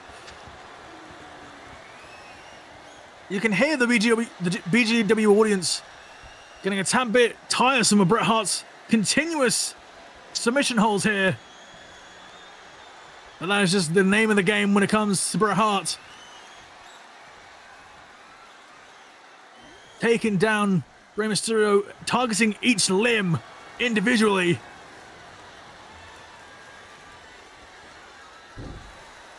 And a leg takedown there by Rey Mysterio. Completely discombobulated, but fighting back just as easily against Bret Hart. And a massive elbow to the knee of Rey Mysterio, and that's obviously a very sore spot for Rey. Infamous for the knee injuries is Rey Mysterio. The cover here by Bret Hart, 1. Kick out 2. Now, I will also say that this match has officially gone longer than last week's match did. So that's Bret Hart's one of his tasks already accomplished. And a massive DDT by Rey Mysterio. Leg takedown there by Bret Hart. Austin, you have to wonder what's going through Rey Mysterio's head. And what's going through his body right now. What is he? Rey Mysterio on the outside looking for something.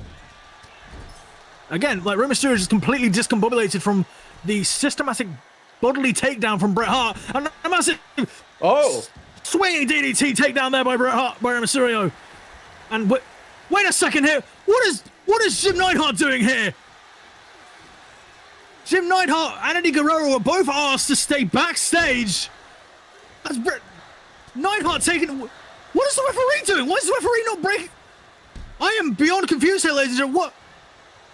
Has the Hart Foundation paid off the ref? Is this what I'm being led to believe here? If so, then this is disgraceful behavior from the Hart Foundation. I don't think Bret the Hitman Hart's not going to mind any, though. Pile driver by Bret Hart. Signature maneuver, or controversial as it may be, and Bret Hart taking all the advantages in the world to get himself the victory he so wanted last week. But Rey Mysterio reaching for the ropes. What Bret Hart was eyeing up the ref there. What was he thinking of doing? Oh, come on now. Bret, what are you doing? Bret Hart with a sledgehammer. The referee's not doing anything. What are you doing, ref? Oh, the sledgehammer. Yeah, okay, so it's absolutely confirmed. The ref has been paid off by the Hart Foundation here. Tophead, I think you got to get better control of your wrestlers here, man. I 1000%, not even my wrestlers, my refs as well. This is just I apologize, ladies and gentlemen. Bret Hart was going for a possible sharpshooter. Rey Mysterio reversing it, and Bret Hart getting out of the way, cowarding out of the way of the crossbody and getting one of his own. I genuinely, I honestly am speechless right now. At a clothesline out of the ring.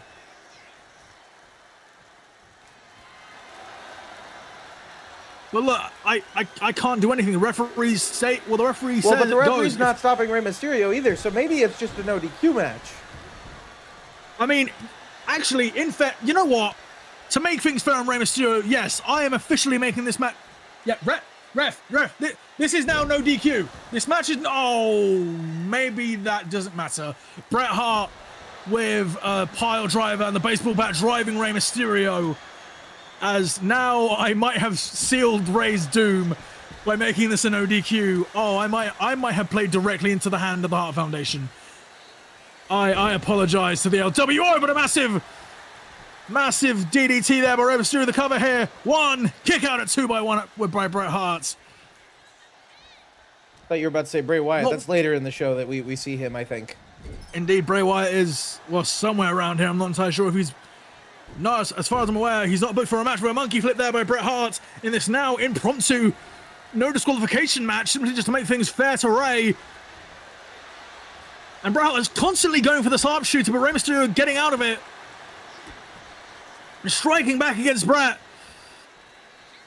Rey now was looking for possibly of a powerbomb maneuver there of his own. Bret Hart, again, a talented wrestler, scouting always. Oh, Lord, again, a third pile driver planting on the neck of Rey Mysterio as Bret stalking him here. And Bret Hart now looking to put the exclamation mark on this match. Sharpshooter locked in on Rey Mysterio. You can see Rey's pleading with the ref. Rey can't hold on any longer. And after a disgraceful display of behavior from the Hart Foundation, the winner of this match, Bret the Hitman Hart. This is such unbecoming behavior from someone of Bret Hart's legendary status. And why is Bret Hart? What is Bret Hart's? No, come on, Bret Hart again. Not done with Rey Mysterio. He not content with the victory he scored here against Rey Mysterio. He wants to batter. He wants to abuse Rey Mysterio after the humiliating loss last week. Oh, no, not again. He just tapped out, Bret. He just tapped out to this move. Bret Hart now looking in a second sharpshooter. As you can see, the security guards pleading with Bret to let go of Rey. I think And you after can last see- week, Bret Hart just snapped. You can see, ladies and gentlemen, Eddie Guerrero being held back by security guards at the top of the ramp. We're gonna have to cut to a commercial break here to get this whole sorted out. Ladies and gentlemen, we will be back momentarily. Please enjoy these commercials as we need to get control here of this match, of this entire situation. I completely apologize here. Good Lord. All right, so no winner for Trick versus Carmelo, correct? We just let it play out. Have you cut to commercial? Oh shit. Boop.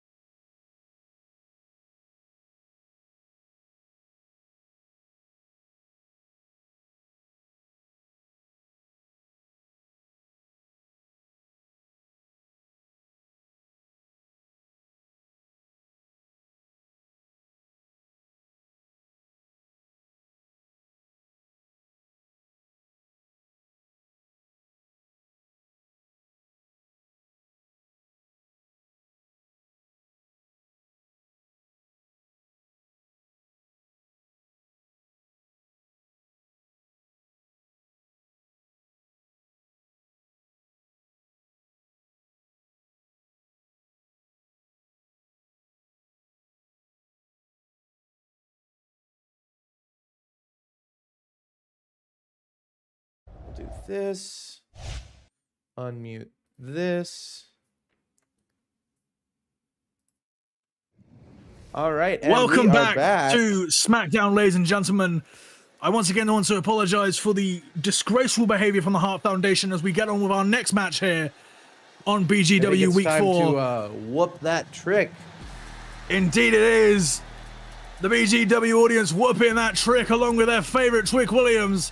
Introducing first from Columbia, South Carolina, weighing in at 240 pounds, the sensational Trick Williams. Trick Williams hasn't had the most, how you'd say, opportune times here in BGW, with his first match here being in a losing effort for the United States Championship against AJ Styles, I believe. I'm talking back to the first episode of SmackDown, and the current United States Champion match, a man that you will see, I can now confirm you will see in the main event against one Drew McIntyre as punishment for Drew, and the fact that he completely destroyed the original planned main event of last week by putting The Undertaker on the shelf. And I can confirm The Undertaker is unable to compete going forward here in BGW. Blame Drew McIntyre for that, and blame hopefully Shawn Michaels for the devastating loss Drew McIntyre will face later tonight. But for now, it's going to be a match that has been brewing in the background ever since the first episode of BGW, thanks to this man and the rather targeted merch that he is still continuing to wear against his opponent here tonight, his former tag team partner Trick Williams. Introducing his opponent from Boston, Massachusetts, weighing in at 170 pounds. He is him, Carmelo Hayes. Sorry, you've got to. I just received word from backstage actually that Carmelo Hayes was about to just run in and just attack Trick during his entrance. Luckily, people backstage were able to hold him off until his entrance music hit, but that is the chaotic really nature of BGW. Trick Williams. And as you can see, I have taken measures to make sure that random backstage attacks, hopefully, again, cannot happen here on BGW after the disgraceful actions of Drew McIntyre last week. Hopefully, we will not see anything as bad. I know Jim Neidhart just happened in the previous match, but that's beside the point. I am hoping we have a clean fight here between Trick and Carmelo Hayes. Trick Williams swings out the game and misses. That's Carmelo Hayes beating on the back of Trick Williams. Trick now collar and elbow tie up here. Trick now the towering opponent here, talking trash to his former tag team partner Carmelo Hayes, and a strike to Carmelo Hayes. Hayes now with a headlock here. Now again, Austin, as you mentioned, Carmelo Hayes and Trick Williams is one hell of a storied history, dating all the way back to years before BGW even existed, with both of these men fighting for pure pride and pure, I would say, egotism here. With Trick Williams striking on the back, obviously taking cues from Bret Hart in the previous match against Rey Mysterio.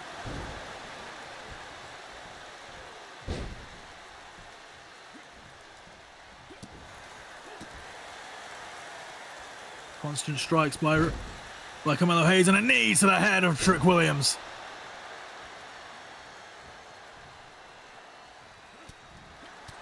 Now we have constantly spoke ill, I should say, of the him moniker. But there's one thing we have to say: Carmelo Hayes is one amazing competitor, and he's proved it time and time again here in BGW. As he's proving it right now here against Trick Williams. You gotta wonder. Oh, wait a second. Trick Williams was seconds away from getting. I am sorry, ladies and gentlemen. RKO'd? a cutter of some kind by Trick Williams, by Carmelo Hayes. I'm not entirely sure what move he was looking for.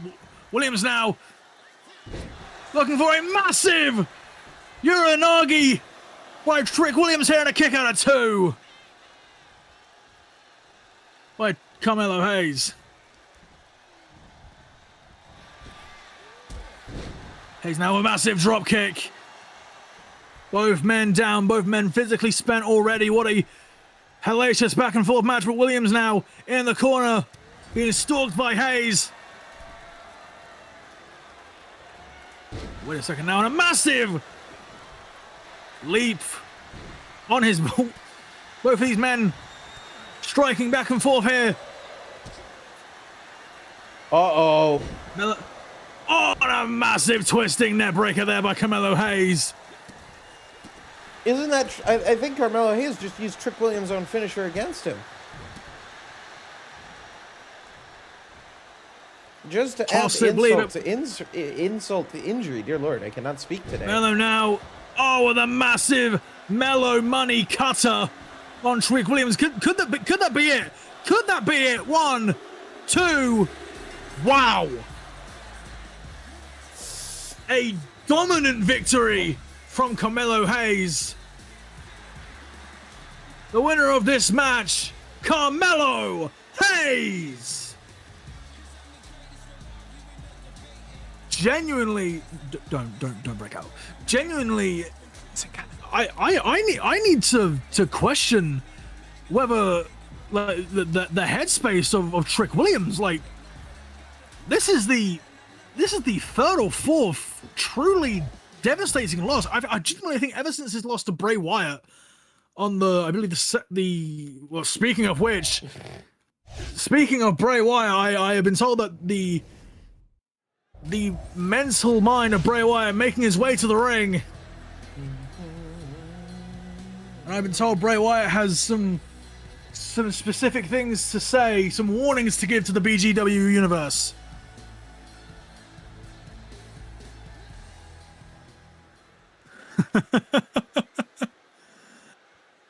You look upon what I have done, the people I have hurt, the men that I have destroyed. It is all for one purpose. All the lambs I have slaughtered, and all who have fallen at King of the Ring, I will be crowned. And you will all see that all the lambs I have slaughtered will be reborn into the sheep of my flock. I will reign, and my family will reign with me. To everyone, I say this: know your place and run.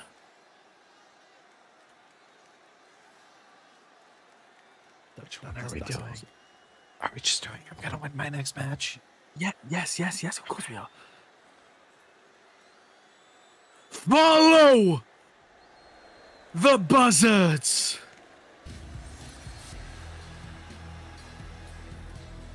A chilling warning from Bray Wyatt to the rest of the BGW universe.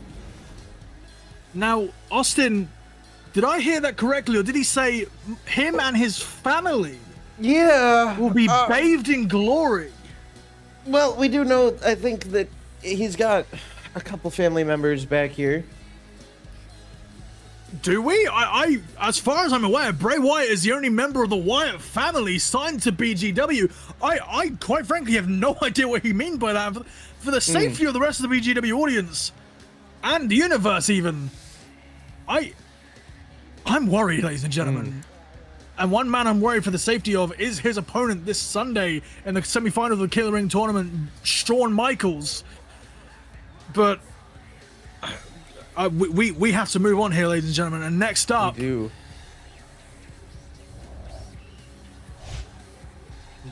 next up, Yeah.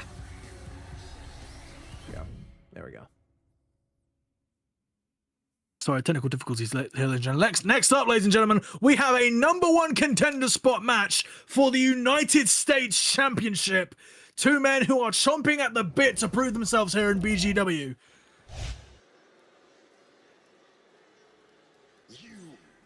And one man who has made that clear more than anyone else is this man. From Gainesville, Georgia, weighing in at 220 pounds, the phenomenal AJ Styles! AJ Styles coming off a controversial, to say the least, win last week of the BGW champion Cody Rhodes, a win that he was able to backstage politic his way into a #1 contender spot match. But one man, or should I say one demon, who has some strong issues with that is a man who's had a lot of history with AJ Styles and knows exactly what AJ Styles is about. His opponent here tonight, Finn Balor. Now, Austin, we were speaking earlier, and you had some very strong thoughts and very strong opinions on the actions of AJ Styles recently, especially his apparently siding himself with someone you have a lot of tension with, Seth Rollins. Well, and see, that tension of mine with Seth Rollins is a little more complicated now, because both Seth and I have a very common enemy of Mr. Board of Directors, The Rock. Indeed you do. I mean, I'm still at a loss for words. Like, being told the match I've booked for my own show is a piece of shit that nobody wants to see. I have been training for many years for an opportunity like that. I finally... Very, very harsh words to you and to the JBM Championship from the People's Champion, from the... Well, the not former People's Champion anymore. People's Champion. That is actually the former People's Champion. However, speaking of championships, one man who has his eye on the United States Championship is this demonic man.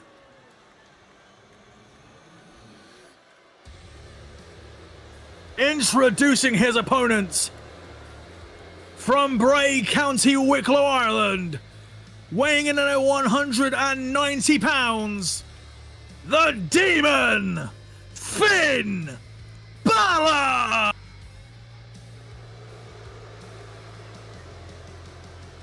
The BGW audience not knowing whether to cheer or boo this literal demon crawling, snaking his way towards the ring.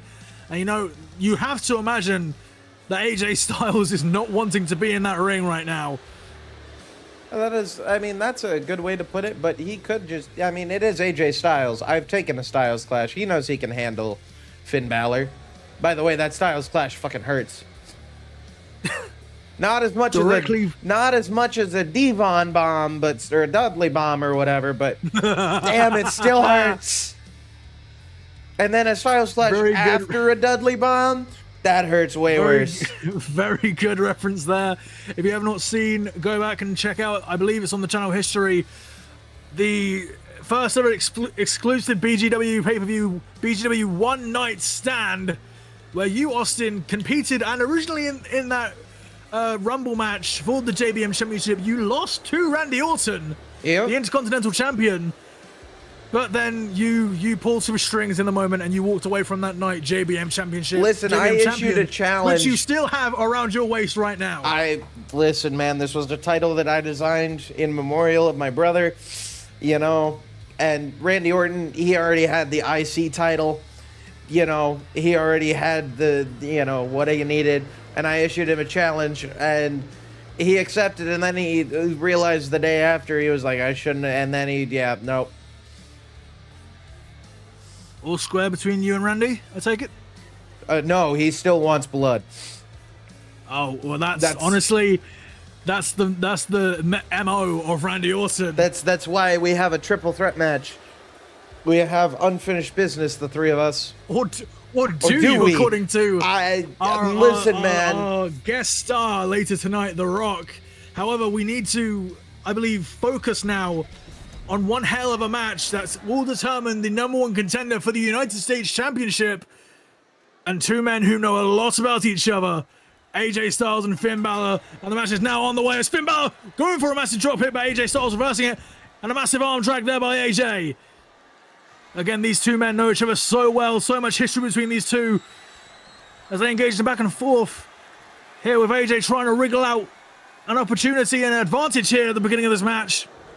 Finn Balor saying no, gripping AJ from the back. Whoa. Whoa.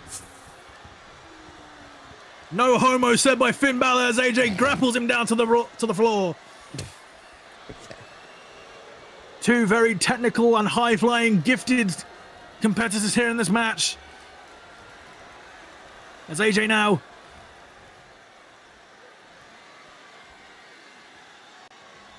back and forth, momentum shifts between these two men. Now, Austin, if you would to humor me and say any bets between these two on who's going to walk out of here #1 contender to the United States Championship. I'm kind of hoping AJ Styles wins it. I know we've had our issues in the past, but in all reality, he is a really good wrestler, and he does, you know, he does what he can to make this business better. Be that as it may, if AJ Styles walks out of this match United States Champion, I do hope that he sees the error of his ways in the methods he's used to get this match. Listen, whether or not whatever methods he used, holding a victory over the BGW champion over my head to get this match, and I'm just glad that Finn Balor was in earshot and stepped up to his old friend. Listen, I think that whatever methods he used, unfortunately, as evil as they are, they did work. He got his #1 contenders match. He got everything that he wanted out of this. I can't deny that, and he is getting what he wants right now as he does take control of Finn Balor here. Oh, a massive German suplex pinning combination. The cover here. One.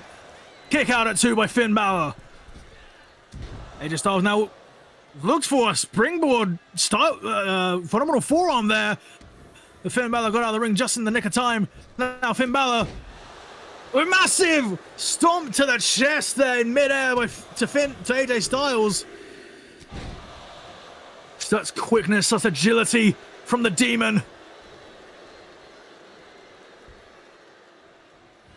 I dare call his talent hellacious. If I was to use a pun, and now massive drop kick to the side of the head of Finn Balor as the tides turn in the favor of Finn Balor. Sorry, dropped to the head of... I thought he was going for the coup de grace there for a second, but no, knee to the head. Now cover now.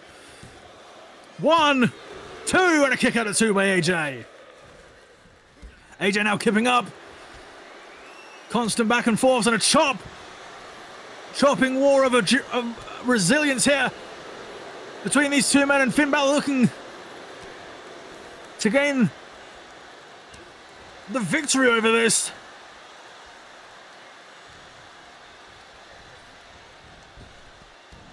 Balor now. Irish whips into the corner. Massive again. Stomp to the shoulder blades of AJ.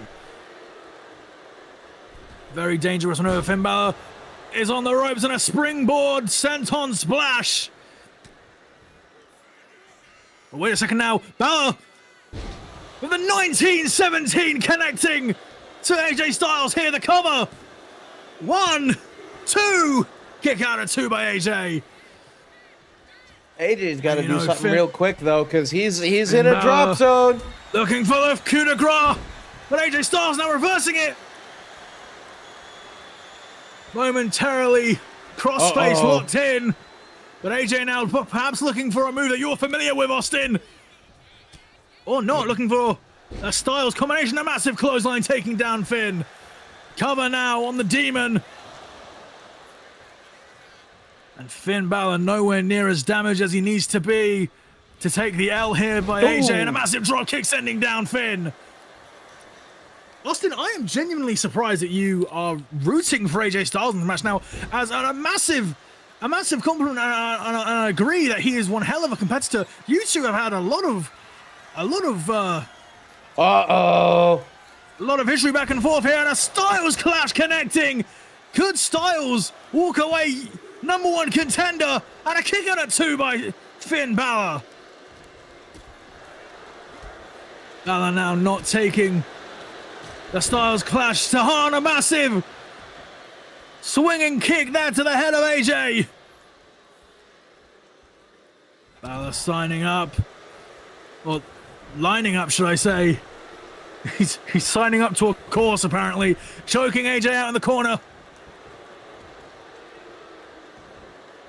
This has been one hell of a match so far, ladies and gentlemen. I can only imagine that. Oh, another. I thought again it was going for the coup de grace. If only the referee would get the hell out of the way. And a massive spiking DDT there by Finn Balor. Cover now. Could this be it? 1, 2, and it's over. Finn Balor is the new #1 contender to the United States Championship. What a victory for the Demon.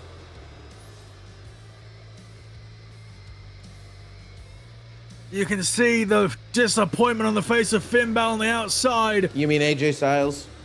Of AJ Styles on the outside, forgive me. Ladies and gentlemen, that is the future opponent of a man who will compete in the main event tonight, Shawn Michaels. But on the topic of matches that will lead to future events, the following contest is the final, and I do mean final, qualifying match for the Queen of the Ring tournament. Introducing first, being accompanied by her fellow women's tag team champion, Mommy Rhea Ripley. From Londonderry, New Hampshire, weighing in at 180 pounds, she is one half of the women's tag team champions. The I'm stuttering because of how amazing she is. The 9th wonder of the world, China! I'll keep it in your pants there, Top Hat, buddy. We still got one more match to get through after this one. Look, when you see someone as physically and incredibly talented and gifted as China, you have to gaze in awe. There's a reason why she's the 9th wonder of the world. And there's a reason why her and Rhea are tag team champions. However, two women who know all about those tag team championships and who have tried to take those titles from those two women is this woman, being accompanied by Chelsea Green from Ayrshire, Scotland, weighing in at 207 pounds, Piper Niven!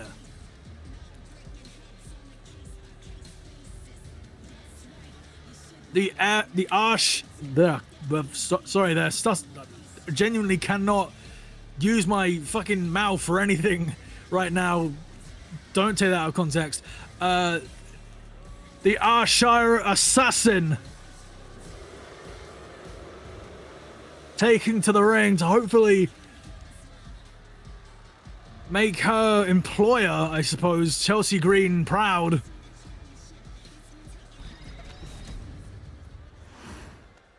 Before, ladies and gentlemen, what a surprise we have for you right here tonight.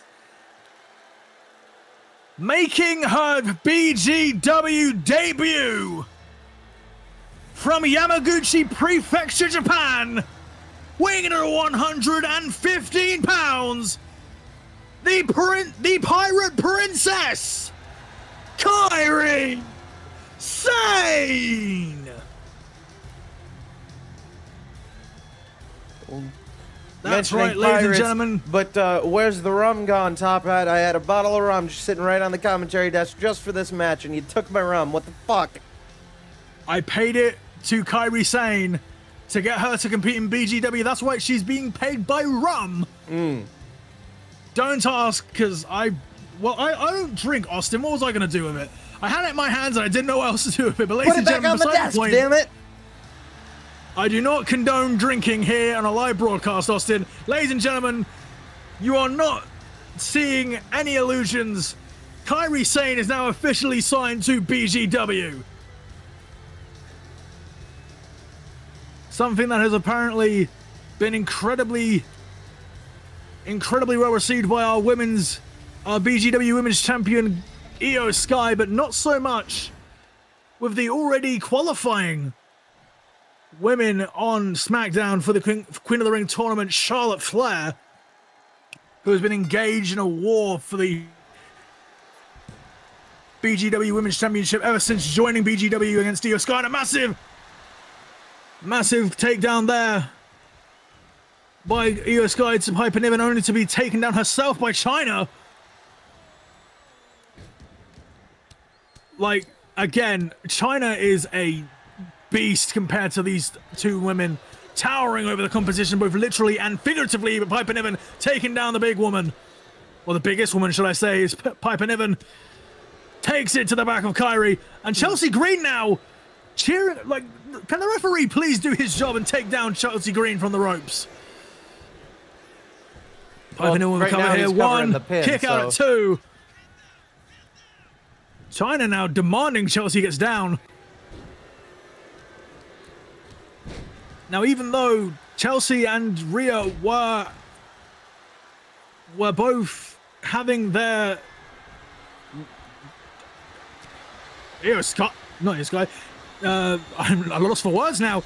Kairi Sane now taking the baseball bat to both her opponents here, wasting no time. Very smart maneuver there by Kairi, taking advantage of the triple threat no disqualification rules, but Chyna not taking kindly to it. A massive clothesline taking Kairi down.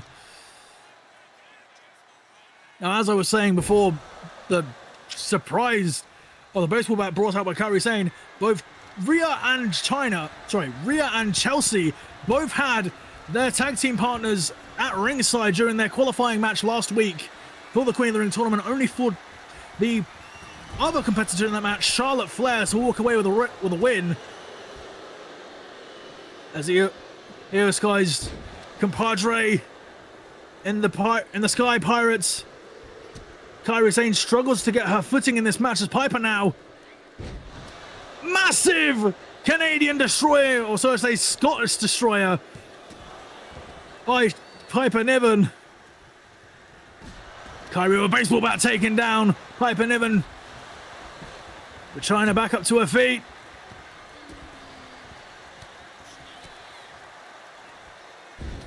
And a massive takedown by Kairi.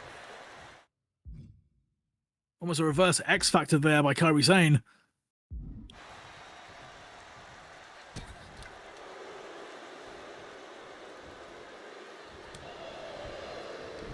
Piper chopping with great force. And a spear! Or not, should I say. It was a running maneuver there by Kairi Sane, but a reversal by Piper. The cover by Chyna. 1, 2, and a kick out at 2 by Piper Niven. Kairi Sane now going up top. A very infamous play for Kairi Sane to be in a double axe handle, taking down Chyna.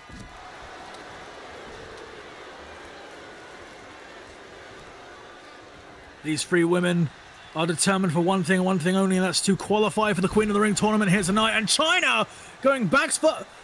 When did that turnbuckle get exposed? Now I can only imagine. I can only imagine it was Chelsea Green's fault for that. As you can see, Rhea Ripley on the outside, glaring daggers into the heart of Chelsea Green and actually calling her over. And obviously, Chelsea Green was somewhat responsible for Rhea Ripley's loss last week against Charlotte Flair.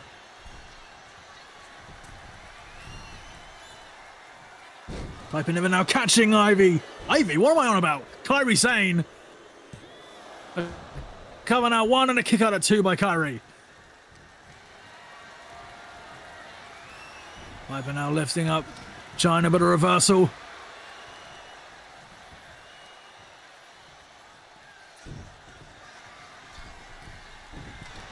Kairi Sane now trying to get her momentum back by going up top, but Chyna meeting her there.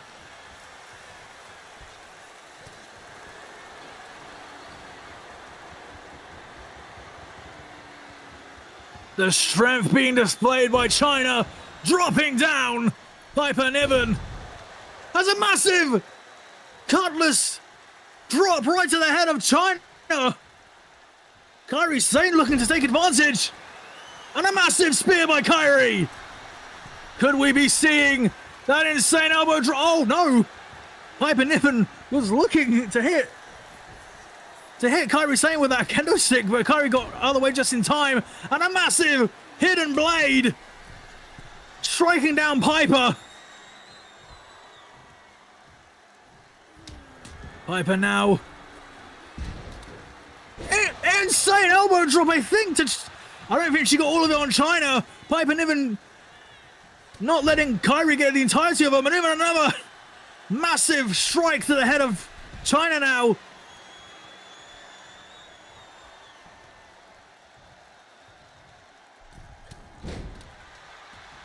I'm not entirely sure what Kairi Sane going insane here now.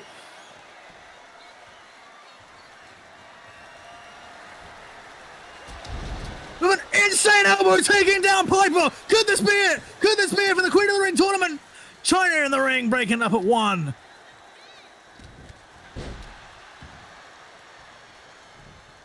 Any single little momentum Kairi Sane gets, it's immediately taken out of her. A vicious pattern emerging in this match as China now with a massive clothesline, turning Piper Niven inside out as she turns her attention to Kairi Sane. Oh, and exposed, not the exposed turnbuckle. I thought Rhea was able to expose it, but it was reversed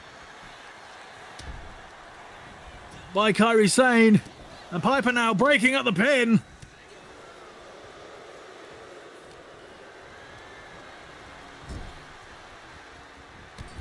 Piper squashing China in the corner. Oh no. Massive bonsai splash by Piper.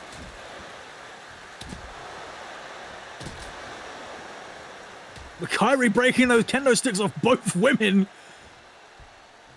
Impressive feat there by Kairi Sane. But China not being... Oh, China striking back against Kairi.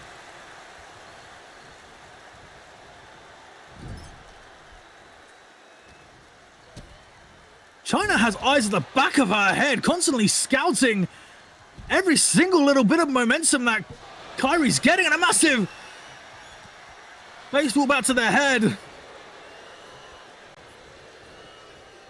Both Piper Niven and Kairi Sane both dripping in the crimson masks here.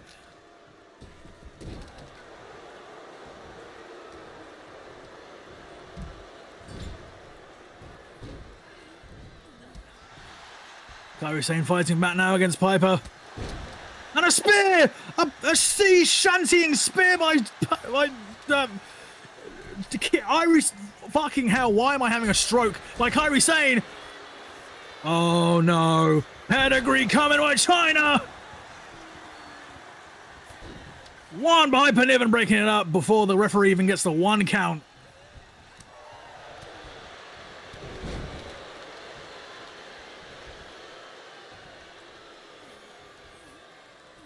What is...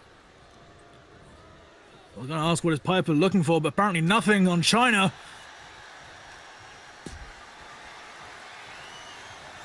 Oh, this is not looking good. With a wasteland. Finisher maneuver right on Kairi Sane, but... Oh, into the exposed turnbuckle. That is completely backfired by Chelsea Green.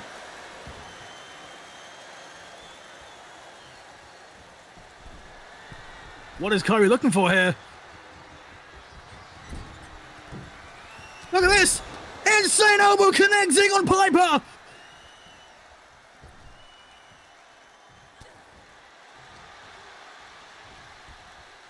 Kairi Sane with a massive maneuver there on China. Could this be it?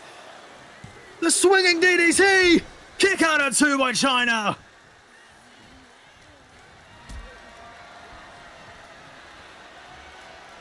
Kairi Sane now getting the momentum she's desperately needed throughout this entire match with a massive crossbody, and Piper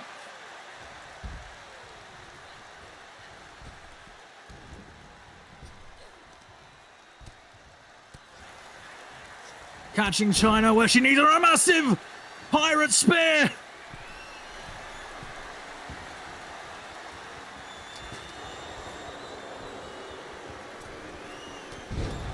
Insane elbow on Piper.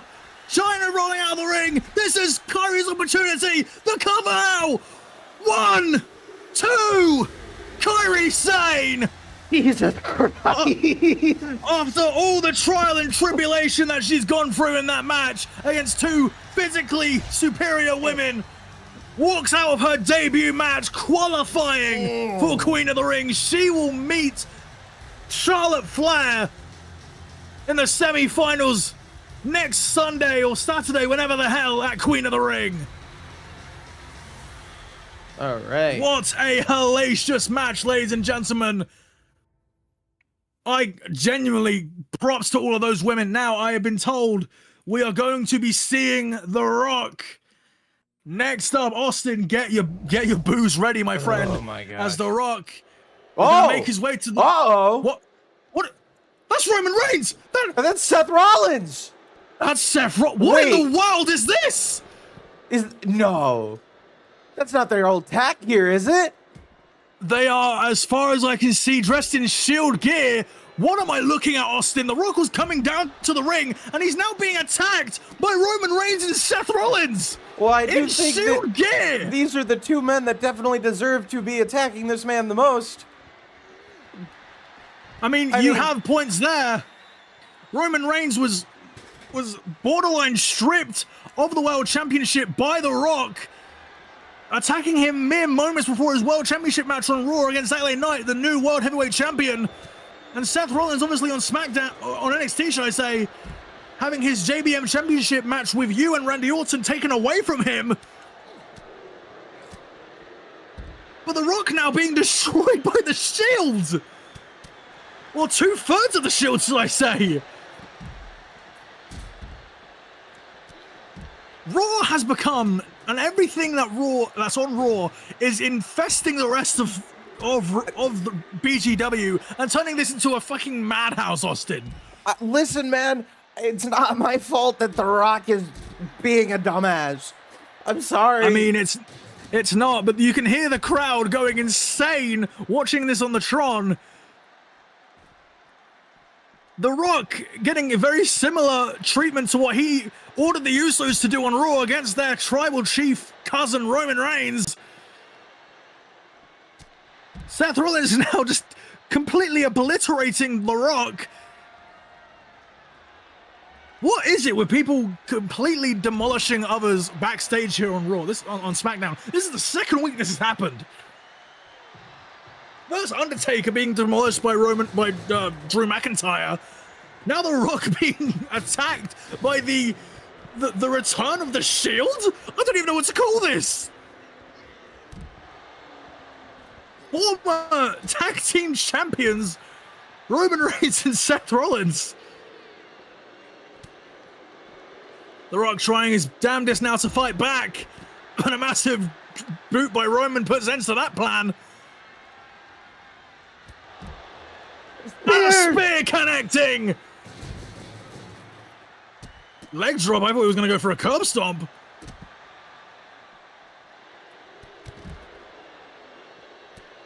Rock taking down Roman with massive move there. But Rollins now looking for a pedigree. Pedigree connecting on The Rock.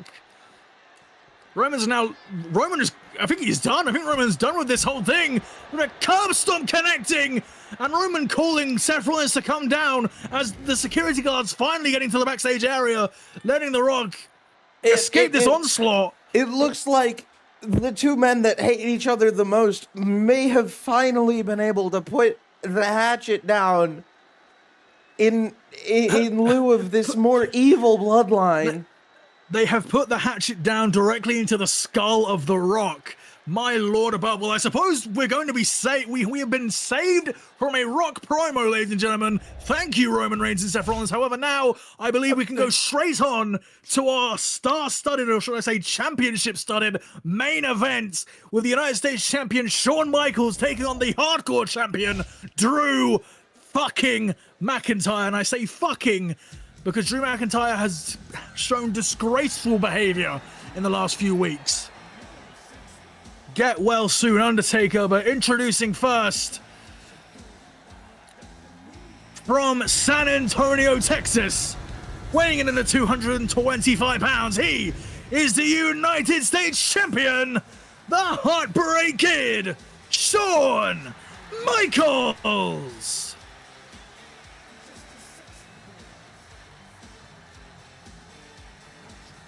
You know, I gotta wonder which match actually is going to happen tomorrow. If it's gonna be the JBM Championship match, or if it's gonna be the match for the Ulafala. Either way, I suppose what now. you mean. I'm confused by what you mean tomorrow. You mean next week, Austin? Next week, shut up. I mean, it could happen tomorrow. It can't. I've got plans. Damn. Outside of BGW, I apologize. Either way, I am sure of what match is going to happen when King of the Ring comes around. That's Shawn Michaels versus Bray Wyatt, who again gave one hell of a cryptid, eerie promo earlier tonight. I don't think there's anything cryptid or eerie about that man.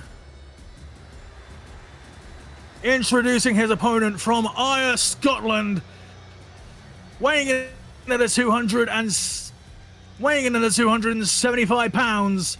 He is the hardcore champion, the Scottish psychopath, Drew McIntyre. And I am just Drew now McIntyre receiving word lost. that The Rock is relinquishing his match at King of the Ring in lieu of the Bloodline Rules match after the beatdown that Roman gave him tonight.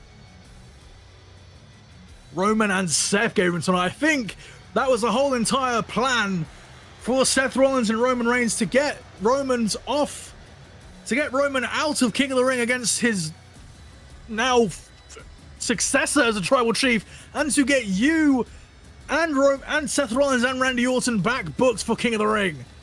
The Shield coming through like they used to back in the day, sticking up for the little guy. The Hounds of Justice roaring But once that more. means Or we barking have once an more, shall I open say. spot. And the last person to beat The Rock that isn't already in King of the Ring, No. like it or not, Come on. is Austin, R-Truth. come on. Which means Austin. at King of the Ring, it is R-Truth versus Jacob Fatu, and that is official. Lord above, ladies and gentlemen, this match is officially on the way. Main event time. Shawn Michaels versus Drew McIntyre. United States Champion versus Hardcore Champion. Undertaker friend versus Undertaker foe. And if you want to know what I mean by that, go back and watch the previous episodes of BGW SmackDown, and you will see the hellacious rivalry that has brewed in the last few weeks between The Undertaker and Drew McIntyre. Now, I've just looked at the stats, Austin. This is the third week in a row where Shawn Michaels has competed on SmackDown in the main event. I mean, they don't call him the Heartbreak Kid for nothing, right? They don't call him the showstopper for nothing. More like the show stealer, the show ender, should I say? No, the show In the United stealer States has been The champion, Rock. Shawn Michaels. Let's be fair here. Right, that's very fair. The showstopper, the show ender. Well, no, the showstopper because he stops the show because he main events. Yeah, I realize that now. The showstopper.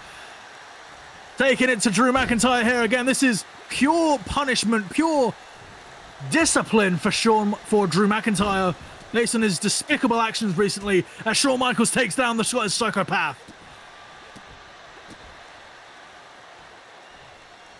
Shawn Michaels has a big night ahead of him. Come King of the Ring. Looking to perhaps add another accolade to his BGW accomplishments here. And a massive superplex landing in the middle of the ring to Drew McIntyre. But Drew McIntyre fighting back here.